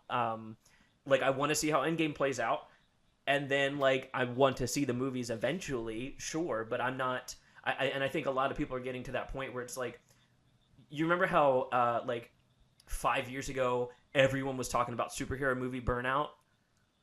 I don't think. I think that was like overhyped, and I think it's actually starting to come out now, but it's not burnout. It's just like wind down is what it is. Like, yeah, we followed the Marvel movies for a long time. If it concludes really well, that's my fear. Is like if Endgame concludes really well, people are gonna go, all right, well, I guess I'll catch a couple of these as they come out from now on, but I'm pretty happy with what I got. Right. Burnout's not the right word, but that's basically how I'm feeling towards them. I know what you mean. I mean, my big thing, and this will be in probably part 3 of my video, is I think post-Endgame, Marvel has this huge opportunity to evolve and grow and experiment and take risks in a way they have avoided doing. And I'm not saying I'm optimistic that it'll happen, but I'm really hoping that they seize this opportunity. And especially, I hope they're inspired by like Black Panther getting like a Best Picture nomination to be like, oh whoa, maybe we should like worry about our formula a bit less and like give like good filmmakers like the freedom to make like great movies. Yeah, because like I don't know how a lot of this works on the back end, but they, especially with them acquiring Fox, they're gonna have a lot of characters, and that gives you an opportunity. I think Devin, it might have been you or Brandon that I brought it up to. Brandon's the other host on the show. He wasn't able to make it today. He sends his regards and is very happy that you're on. Tell him I said hi. Yeah, but I was bringing up the idea of like, this is the like, you'll know exactly what I mean, but this isn't the right way to pitch it. But like Marvel Blumhouse, if you gave like new young directors lower tier characters to run with, I pitched it on the last one. Just do like a Moon Knight movie, but make it The Raid and give it to like an actor or a director who like gets action and can just do something really kinetic and fun. That's like my pitch for what Marvel, like they can do their, Oscar-winning $150+ million budget movies, but like give the small people some like smaller characters to run with. I don't know how into Spider-Man you are, but I'm pretty into Spider-Man. Okay, The Slingers, I want that to be a movie more than anything. More than anything in Marvel, I want The Slingers to be a movie. I literally pitched not doing Spider-Man Homecoming and doing The Slingers instead. I think it was last year. It was last year that I did that. Yeah, I think so. I mean, I have issues with Homecoming. Devin has more issues with Homecoming, but I was have just like major issues with Homecoming. Yeah, let's just do The Slingers. That'll be way more fun. It's because it's The Breakfast Club as a superhero movie. Literally, that's all you have to do. It's so easy. It writes itself. Wow, that. Okay, I mean, I'd be interested. I'd be very I interested. mean, yeah. Yeah, but that's totally, especially because like at this point, just like the Marvel brand just like guarantees it'll make Yeah. money. I'm like, then why aren't you making different types of Yeah. movies? And why aren't you trying like a mid-budget Yeah. movie? Like Do $10 million movies with lower tier characters. Guaranteed one of them will blow up and you make all your money back. Exactly. And not every one has to be like a blockbuster Right. event. But yeah, but you know, wow, now we're rewriting the whole MCU and we're writing the future of the MCU. Absolutely. So, But we are what the we show do with the now- biggest ego, so we're allowed to do that. there you go. I feel like we've gone way over the time that we expected to. Yeah, we did, but you know, that's okay. This has happened to me multiple times. I've guested on podcasts, and I think I need to change something about myself. I keep doing Patrick, it. I disagree. I want you to stay exactly the way you are because, like, and here's, okay. I'm very much a fan of like inside baseball talk. I love when podcasts talk about themselves and how they work. I love when directors talk about how movies work. Like, I love the inside baseball stuff. And because I consider myself like a non-entity, I'm not a celebrity. I'm not, YouTube popular or Twitter popular or anything like that. Like, I really feel myself as being outside of it to the point that I can just like point and say, hey, sometimes you get guests on and they're really kinetic and energetic and they have good ideas. There's no like lulls in the conversation. Let them run. Like, that's fun. And then if you're having somebody that's like, not as charismatic, not as energetic, like, as the host, I have to do a little more to pull stuff out of them, and then you cut it off at 45 minutes or an hour and just still have a good time. But I love when podcasts have guests on. It's like, oh, we're normally an hour-long podcast. Here's 4 hours of content. Enjoy. I'm with you, Yeah. actually. Yeah, thinking of podcasts I listen to, I'm like, yeah, actually, no, that's how I feel. It's the most fun. I love that aspect of it. Now, I promised Twitter some hot takes from you. This doesn't have to be MCU related, but one of the things that I've loved about you since the beginning, and I think a similarity in our personalities, is like enjoying hot takes as a like almost like aspect of humor. And not to be taken totally seriously, but there's a nugget of truth buried in the joke, I guess. And so wait, is that my cue to suddenly drop hot takes? This is your safe place. If you've got some things to say, You can drop anything. If you would never normally say it to people, you can drop it here. I feel this is like. I mean, and I can like lead you. I can like give you topics to go off on if that's easier for you. Yeah. Okay. The thing is, my takes don't tend to be that like scorching hot in general, and also I tend to just drop them all on Twitter anyway. Oh yes. And I'm not sure if I'm like holding on to anything. Also, this is kind of like when someone says like, "Hey, what are like your favorite movies?" And I just like freeze up and go blank. I'm like, "Well, I can't name a single." Oh yeah, movie. no, that's that. So I have my bachelor's in psychology. That's a real thing. Your brain actually tries to forget things when you're approached with quick answers, so that it can protect itself. It's literally your fight and flight coming up. So. Oh wow! Well that's yeah. good to It's know. like it's an actual brain response, and the way to get around it is to ask whoever asked you that question, ask them to give you an example, and then your brain will just reset and go, oh, "Okay, cool, I'm back on board. I can just shoot hot takes all day." Whoa! There's a little brain hack for you. So here's an example. Patrick, why don't the Jurassic Park movies work anymore?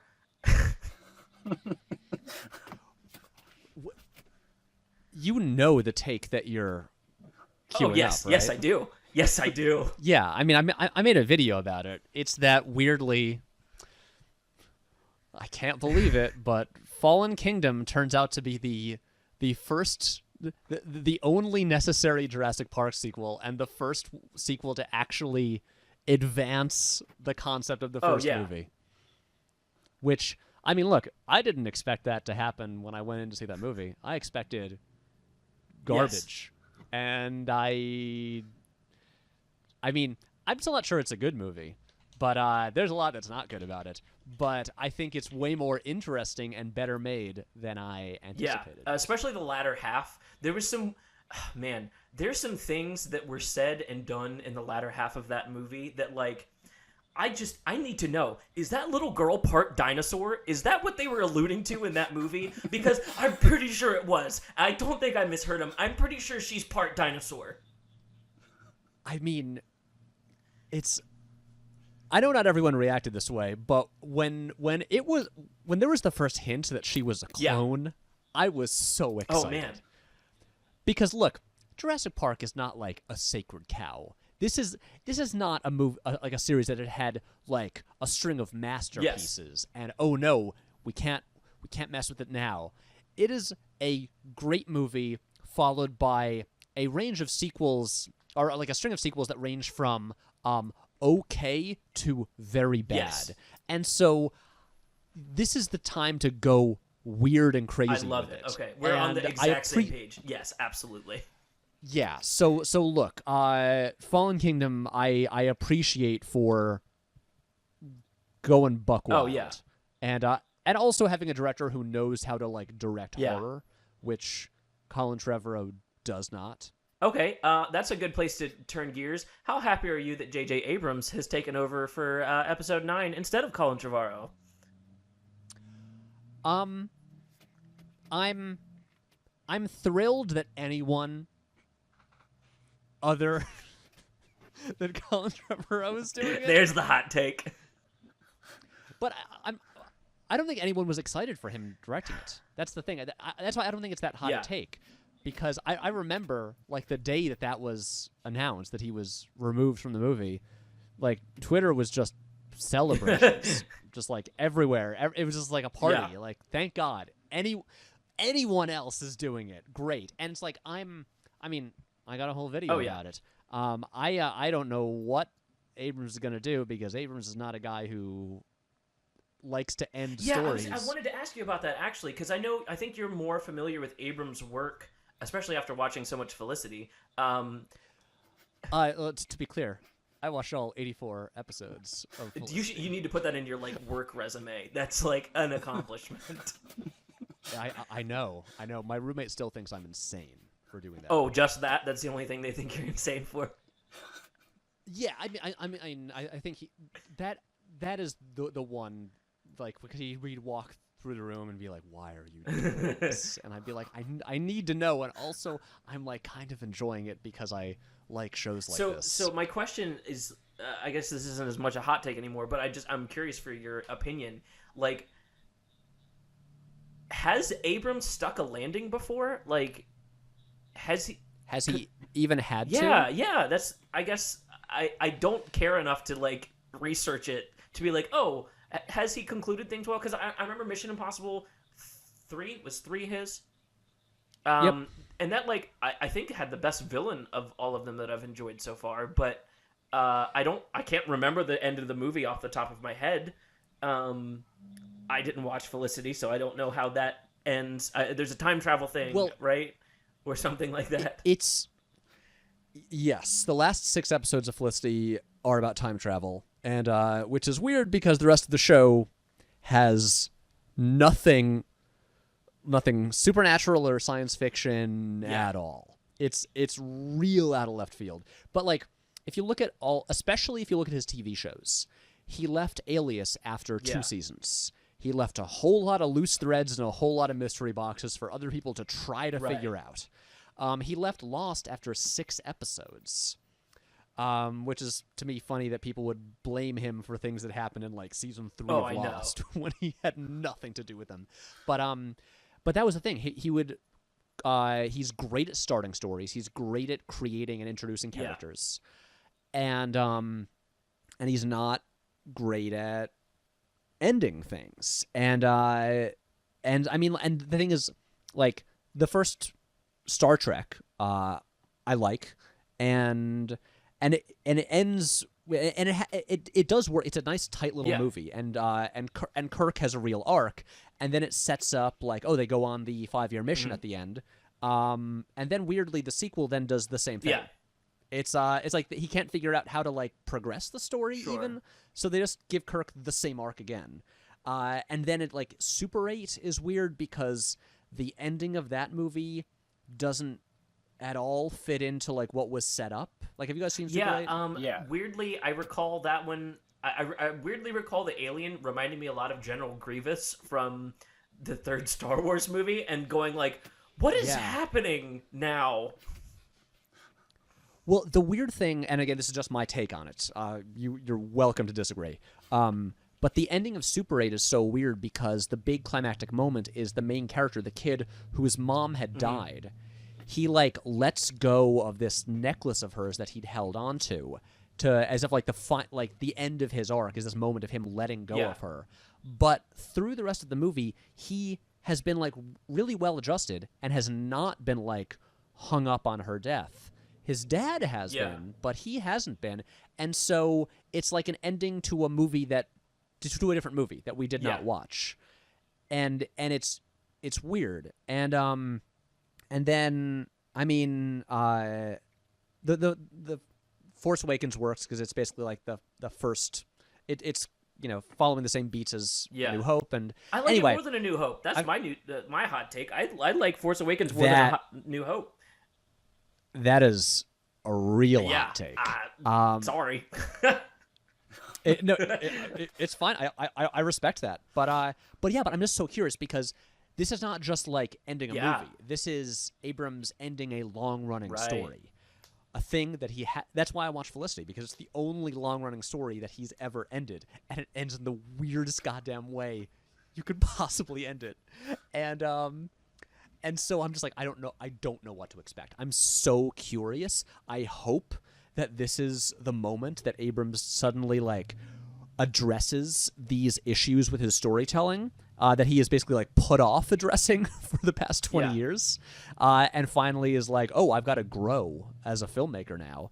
And I really hope that he does it. But if nothing else, at least it'll be better than whatever Colin Trevorrow was going to do. Yeah, that's for sure. Okay, I've been following your Twitter escapades lately, and you've been very involved with a bracket of, I think it's directors versus directors. I don't know the whole context of that. Oh, no. Okay. Let me explain.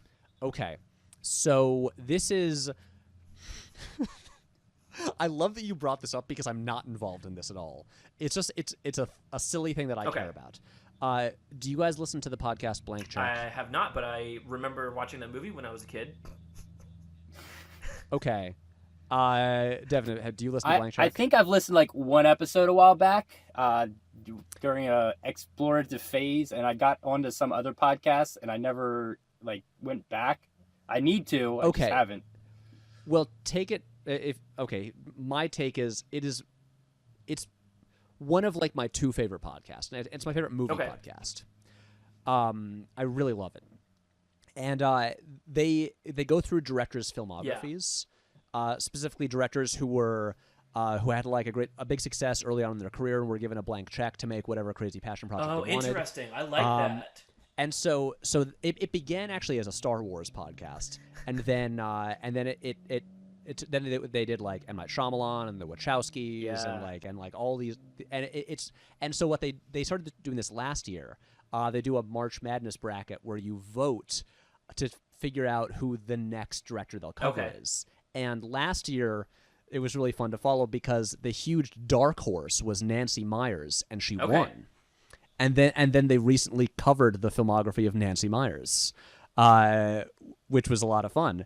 And I really want either Gore Verbinski or Michael Bay to win. And so some people are accusing me of hoping Michael Bay wins because then I'll get to be a guest on the podcast, and I am not being that self-serving. I have no illusions about being invited to be a guest. I just, especially having done 2 like giant videos on Michael Bay, I just want to hear them cover his filmography. And Gore Verbinski, I think, is just one of the most interesting people making like big tentpole movies in the 21st century. And I mean, this is really just that. I want one of those 2 to win. And so I'm just encouraging people to vote for them. That's all it is. Interesting. Okay. The question was, do you recall, I think it was last year or early last year, or maybe end of 2017, that the Pixar bracket was going around Twitter like real heavy with people trying to figure out what the best Pixar movie was? Yes, I remember there was a whole period where like a bunch of brackets. There was a Pixar bracket, there was the A24 bracket, there was the Tom Cruise bracket, like a bunch of these things. And I didn't fill out the Pixar bracket because there are 3 Pixar movies I haven't seen. Wow. Which 3? They will be unsurprising. I haven't seen Cars 2, Cars 3, or The Good Dinosaur. Okay. Man, I want to recommend The Good Dinosaur to you, but only because the animation, I don't think Pixar's done anything as good as far as like nature animation. I've heard it looks really nice. Ugh, it's beautiful. It's almost distractingly beautiful to the point that I didn't realize I didn't really like the movie until the end. Cars 2 and 3, yeah. I don't feel like you really have to watch them. I mean, I'm a completist, and at some point I will. Yeah, Cars 2. If you have any like nephews or nieces or younger cousins or anyone that would also like actually enjoy it, and then you could get enjoyment from watching it with them. That was the context in which I saw Cars 2, okay, and actually laughed a little bit. Cars 3 was Cars 1 again. But also, that's my hot take on Pixar. They don't do good sequels. Well, it's the only thing that I know about the Cars sequels is because on I feel like now I'm just turning into like a guy who plugs Blank Check, but but one of the hosts of Blank Check has this like repeated mantra, which is Cars 2 makes Cars 3 look like Cars 1. And so that's like all I know about them apparently. That the second one is the worst and makes the third one look better. Oh yeah, by comparison, it definitely does. But I don't think Cars 1 was that great either. I think it's fine.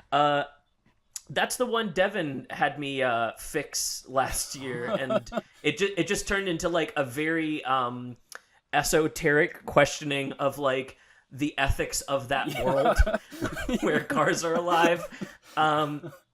Yeah, that was just me going deep into my philosophy background. Yeah, so I guess if you were to do that bracket, sans those 3 movies, where would you end up? Is there a hot take in there somewhere, On my Patrick? top Pixar movie? Yeah. The thing is, weirdly, a lot of like Pixar movies I also haven't revisited, except I love a lot of them like more than MCU ones. Okay. I'm trying to think. Is my favorite? Is it Ratatouille? That'd be a good way to go. That feels like a you answer. Yeah, it might be. Yeah, there's I mean, there's a bunch that I think are really great. I mean, Toy Story 2, I think is the best of those 3, and they're all great. Thank you. No one believes me when I say that Toy Story 2 is the better one, because 1 is like fun, but it's too small, and then 3 is like too sprawling. It's like it's too everything. It's like the most Toy Story you can have, which it's like I enjoy ice cream once a week because I can't have it every day. And that's like Toy Story 2 is like the perfect middle ground for me of like, oh, this is fun and big, but yet they're also teeny tiny little toys and they use cones to get across the street. Like they kind of play into the smallness of the characters. It's great. Whereas in 3, it's just like, they're toys. Let's do some toy jokes.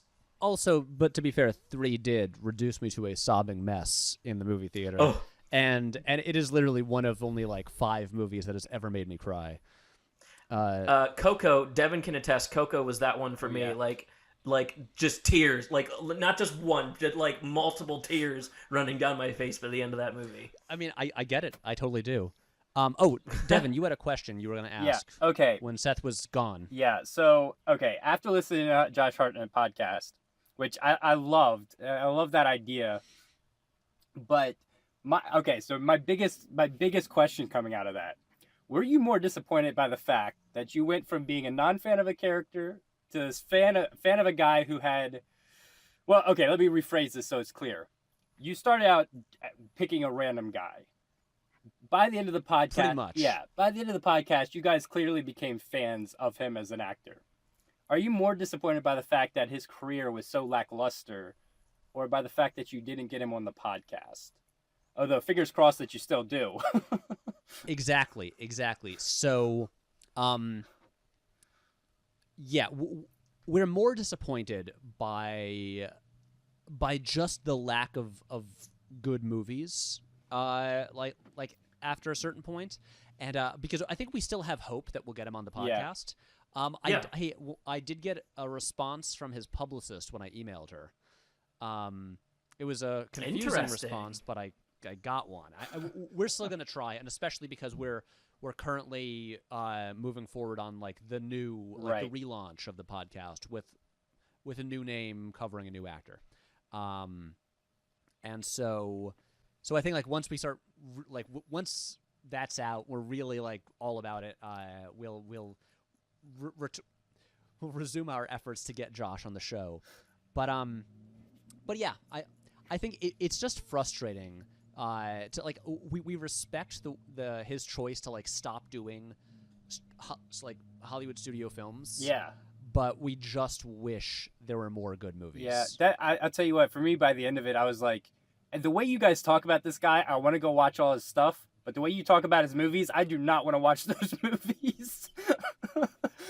Well, I mean, I think in our last episode, we rank his movies. Yeah.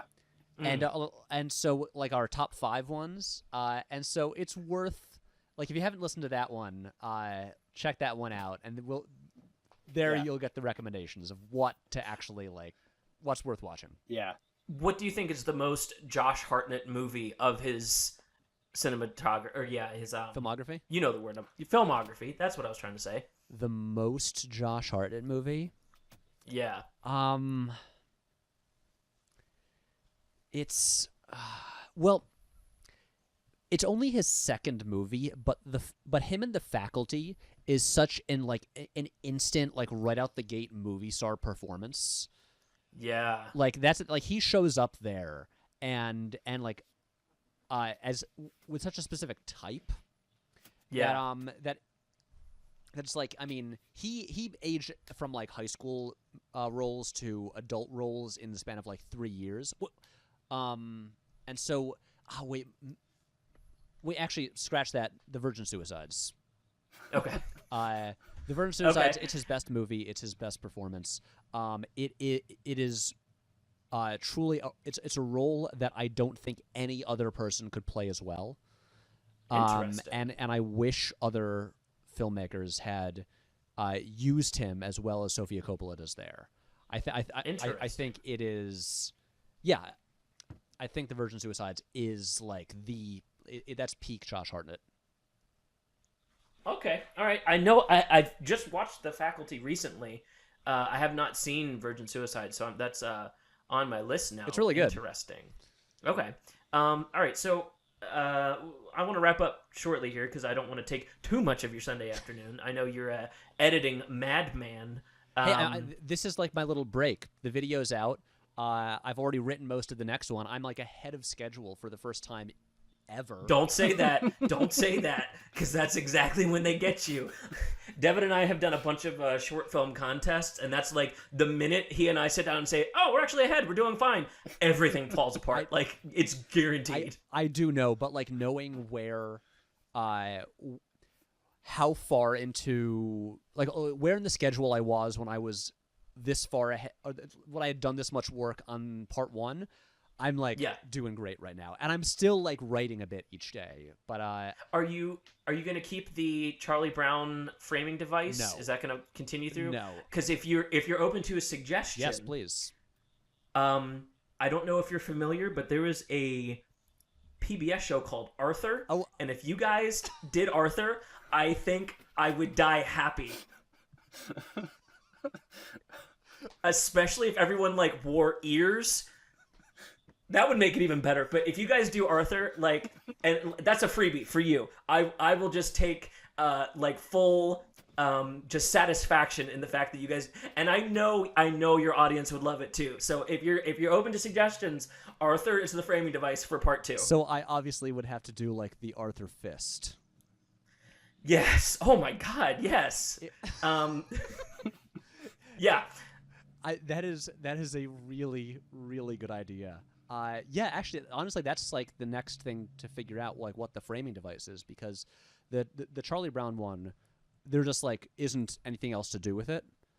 Yeah. Oh yeah. I mean, yeah, we've already done like the Linus speech, and so it's like, right. I don't. Yeah, there's nowhere to continue that, and and so I've been trying to figure out like what to do for a framing device for this next one. I keep sending the Joe. I made a GIF of Joe Cool to send to people in text conversations, just because it's like it's so perfect, just visually the way it works. Wait, love do you it. mean a GIF from the video? Your joke. Yeah. I took a clip from your video, the Joe Cool skit. Why did you not tweet this at me?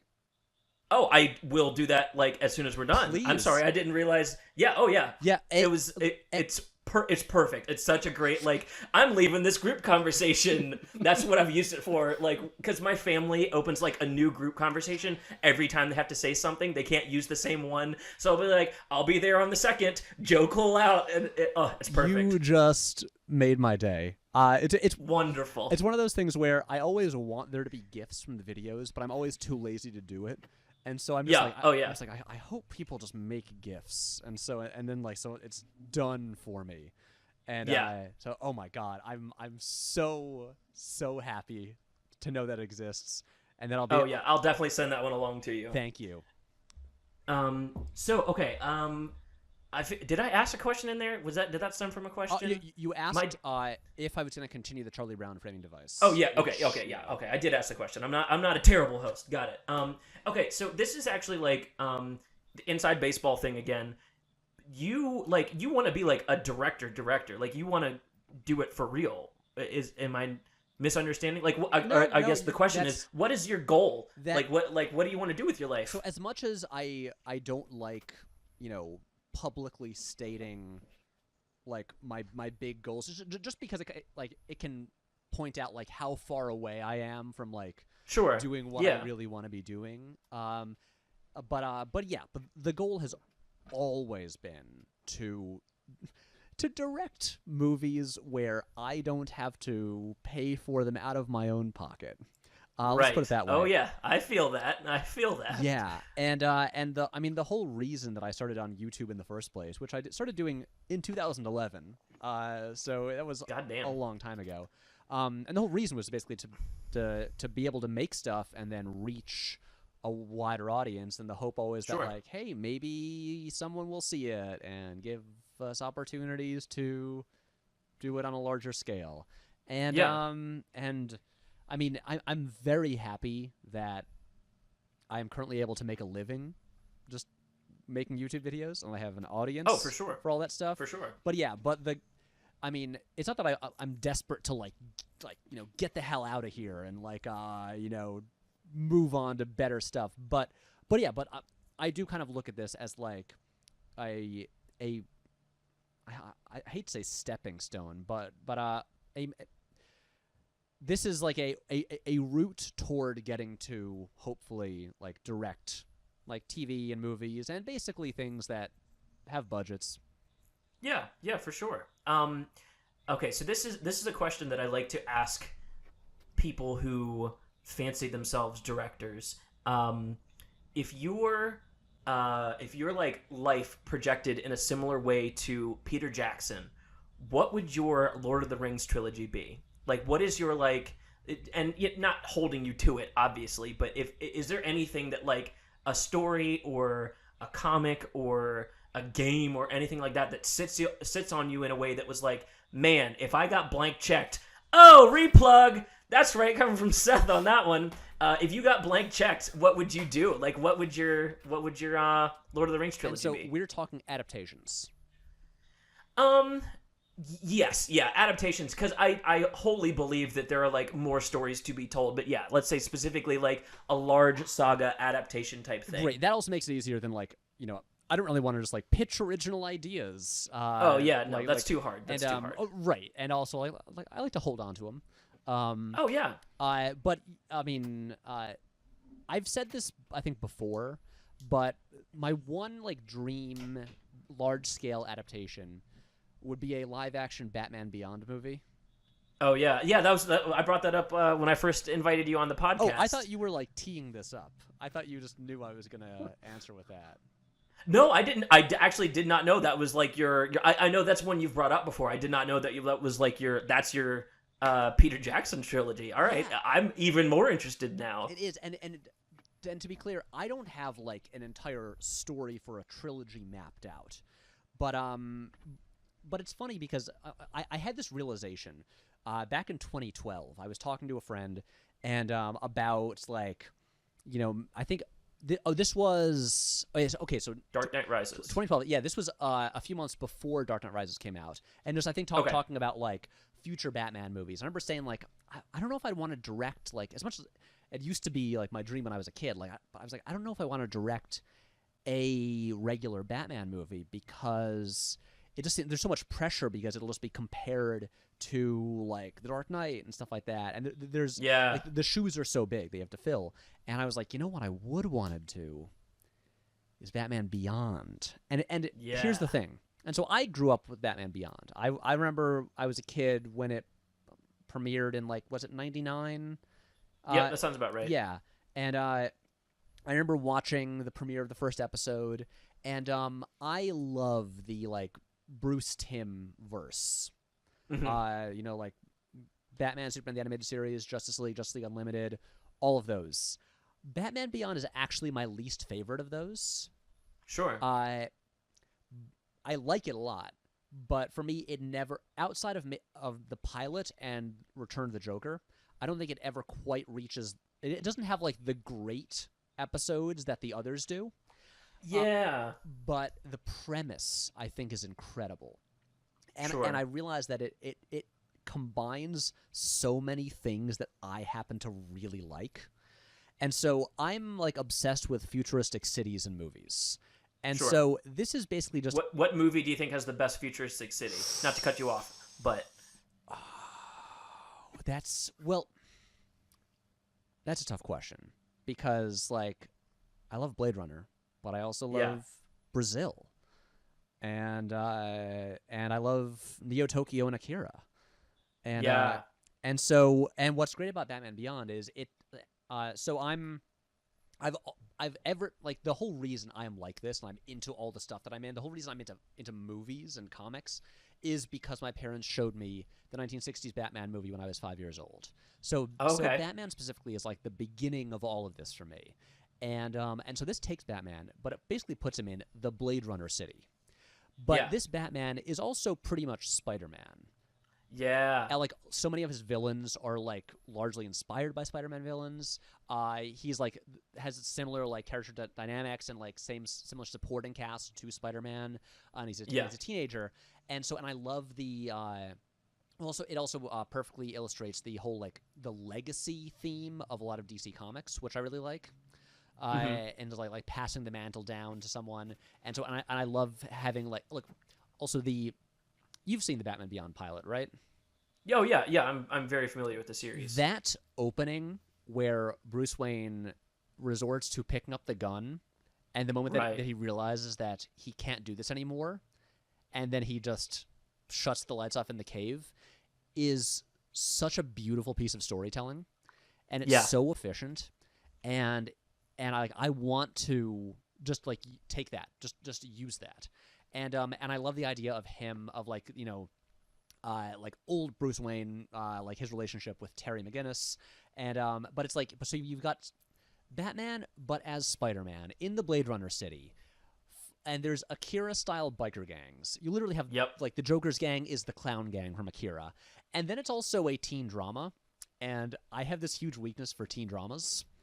They're so much fun. I love teen dramas. I'm like a ride or die fan of the OC, and so you get that in there as well. And then since it's the future, the soundtrack is going to be all like electronic music, and I love those rare times that like some sort of like a electronic band or artist who doesn't usually do movie scores does a movie score, like the Chemical Brothers doing the score for Hannah, or the Daft Punk score for Tron Legacy, stuff like that. I have not thought about the movie Hannah and like literally since it came out. I think about it a lot. I listen to the soundtrack a lot. That is one of the most underrated movie scores of the I think of the 21st century. It's so wow. There's a hot take. All right, and it's the only score the Chemical Brothers have ever done. And it's so great and sounds so radically different than like every other movie score. And so then you get an opportunity to like get like a really cool artist who doesn't tend to do movie scores and have them compose the music for it and have it sound really distinct. And anyway, that's why I want to do a Batman Beyond movie. I love that. If you ever want to come back on and flesh that one out, open invitation, just let us know. Because that sounds like a stellar episode to jump into. I would love to. I realize I just went ahead and talked for too long about it right here. But no, that's a great little like sound bite to pull for your quick pitch for it. I love that. And I love that it's like that's your Peter Jackson thing, because that means I know how much it means to you, because I think you know his filmography, and I mean, this also means you have to do an R-rated Muppet movie at some point, so good luck on that. Well, I mean, I feel like the other analog here is Sam Raimi. Oh yeah, very true. And they link up real closely. I mean, Spider-Man came out a year after Lord of the Rings. That's true. And so, like same thing, like schlocky splatter movies in the late 80s. Right. So I'm excited for that phase of your filmography. Me too. Devin, I'm out of questions unless you have some for Patrick. No, I mean we are over the 2-hour mark, which I is knew awesome. It was I just want to be clear that it's awesome. I full knew it was going to happen. But also at this point, my brain is just like burnt. Yeah, no, I understand. Well, I think that's a good place to end it. Patrick, you have been just a gem. You are a wonderful person. I appreciate you coming on so much. It's been a pleasure, guys. Oh, awesome. That makes me feel so good inside. So yeah, this has been the Film Rescue Show. We're going to say Winter Soldier is rescued, and maybe we'll rescue a movie that hasn't even been made yet next time Patrick comes on. Next week is Nando v. Movies. What? And guess what he's going to do? Man of Steel 2? What? Unless I'm missing that doesn't something, even that's exist. 2 weeks from now. I think that's a week from now. Okay. Okay, 8 days from now. It's 8 days from now. Oh, okay. I'm out of it. I don't know what day it is. I apologize. My math is wrong. I'm a Californian now. I wish I there don't was pay 8 days in a attention to week that kind of sometimes. That was a Freudian slip. I wish there was 8 days in a week sometimes. Yeah, so that's next week. Listen, if you have a movie that you think's need fixed, tweet at us at FilmRescueShow, or send us an email if you have like a full pitch, and we'll pitch it for you on the show, or bring you on as a guest if you would like. That's my favorite thing. I like the guests pitching on their own, but I'll pitch your thing for you if you want. I'm not scared. I got the biggest ego. This is the Film Rescue Show. Patrick, thank you so much for coming on. So if you want more of me talking about movies and making stuff, you should check out my YouTube channel. It's called Patrick H. Willems, youtube.com/Patrick H. Willems. And check out my currently running podcast. It's called The Infinity Podcast. And you can find that everywhere that you get podcasts. And then I'm on all the social media platforms at Patrick H. Willems. Thanks, guys. Pleasure to be here. Devin, I'm so mad you're in California. That's how I want to end this. Well, you can take a little solace in the fact that I moved to California during like the worst rainy season they've had in like over 10 years. I mean, that's karma for you. So there you go. All right, that's going to do it for us. Thanks for listening. This is the Film Rescue Show. Tune in next week for Man of Steel 2. And goodbye.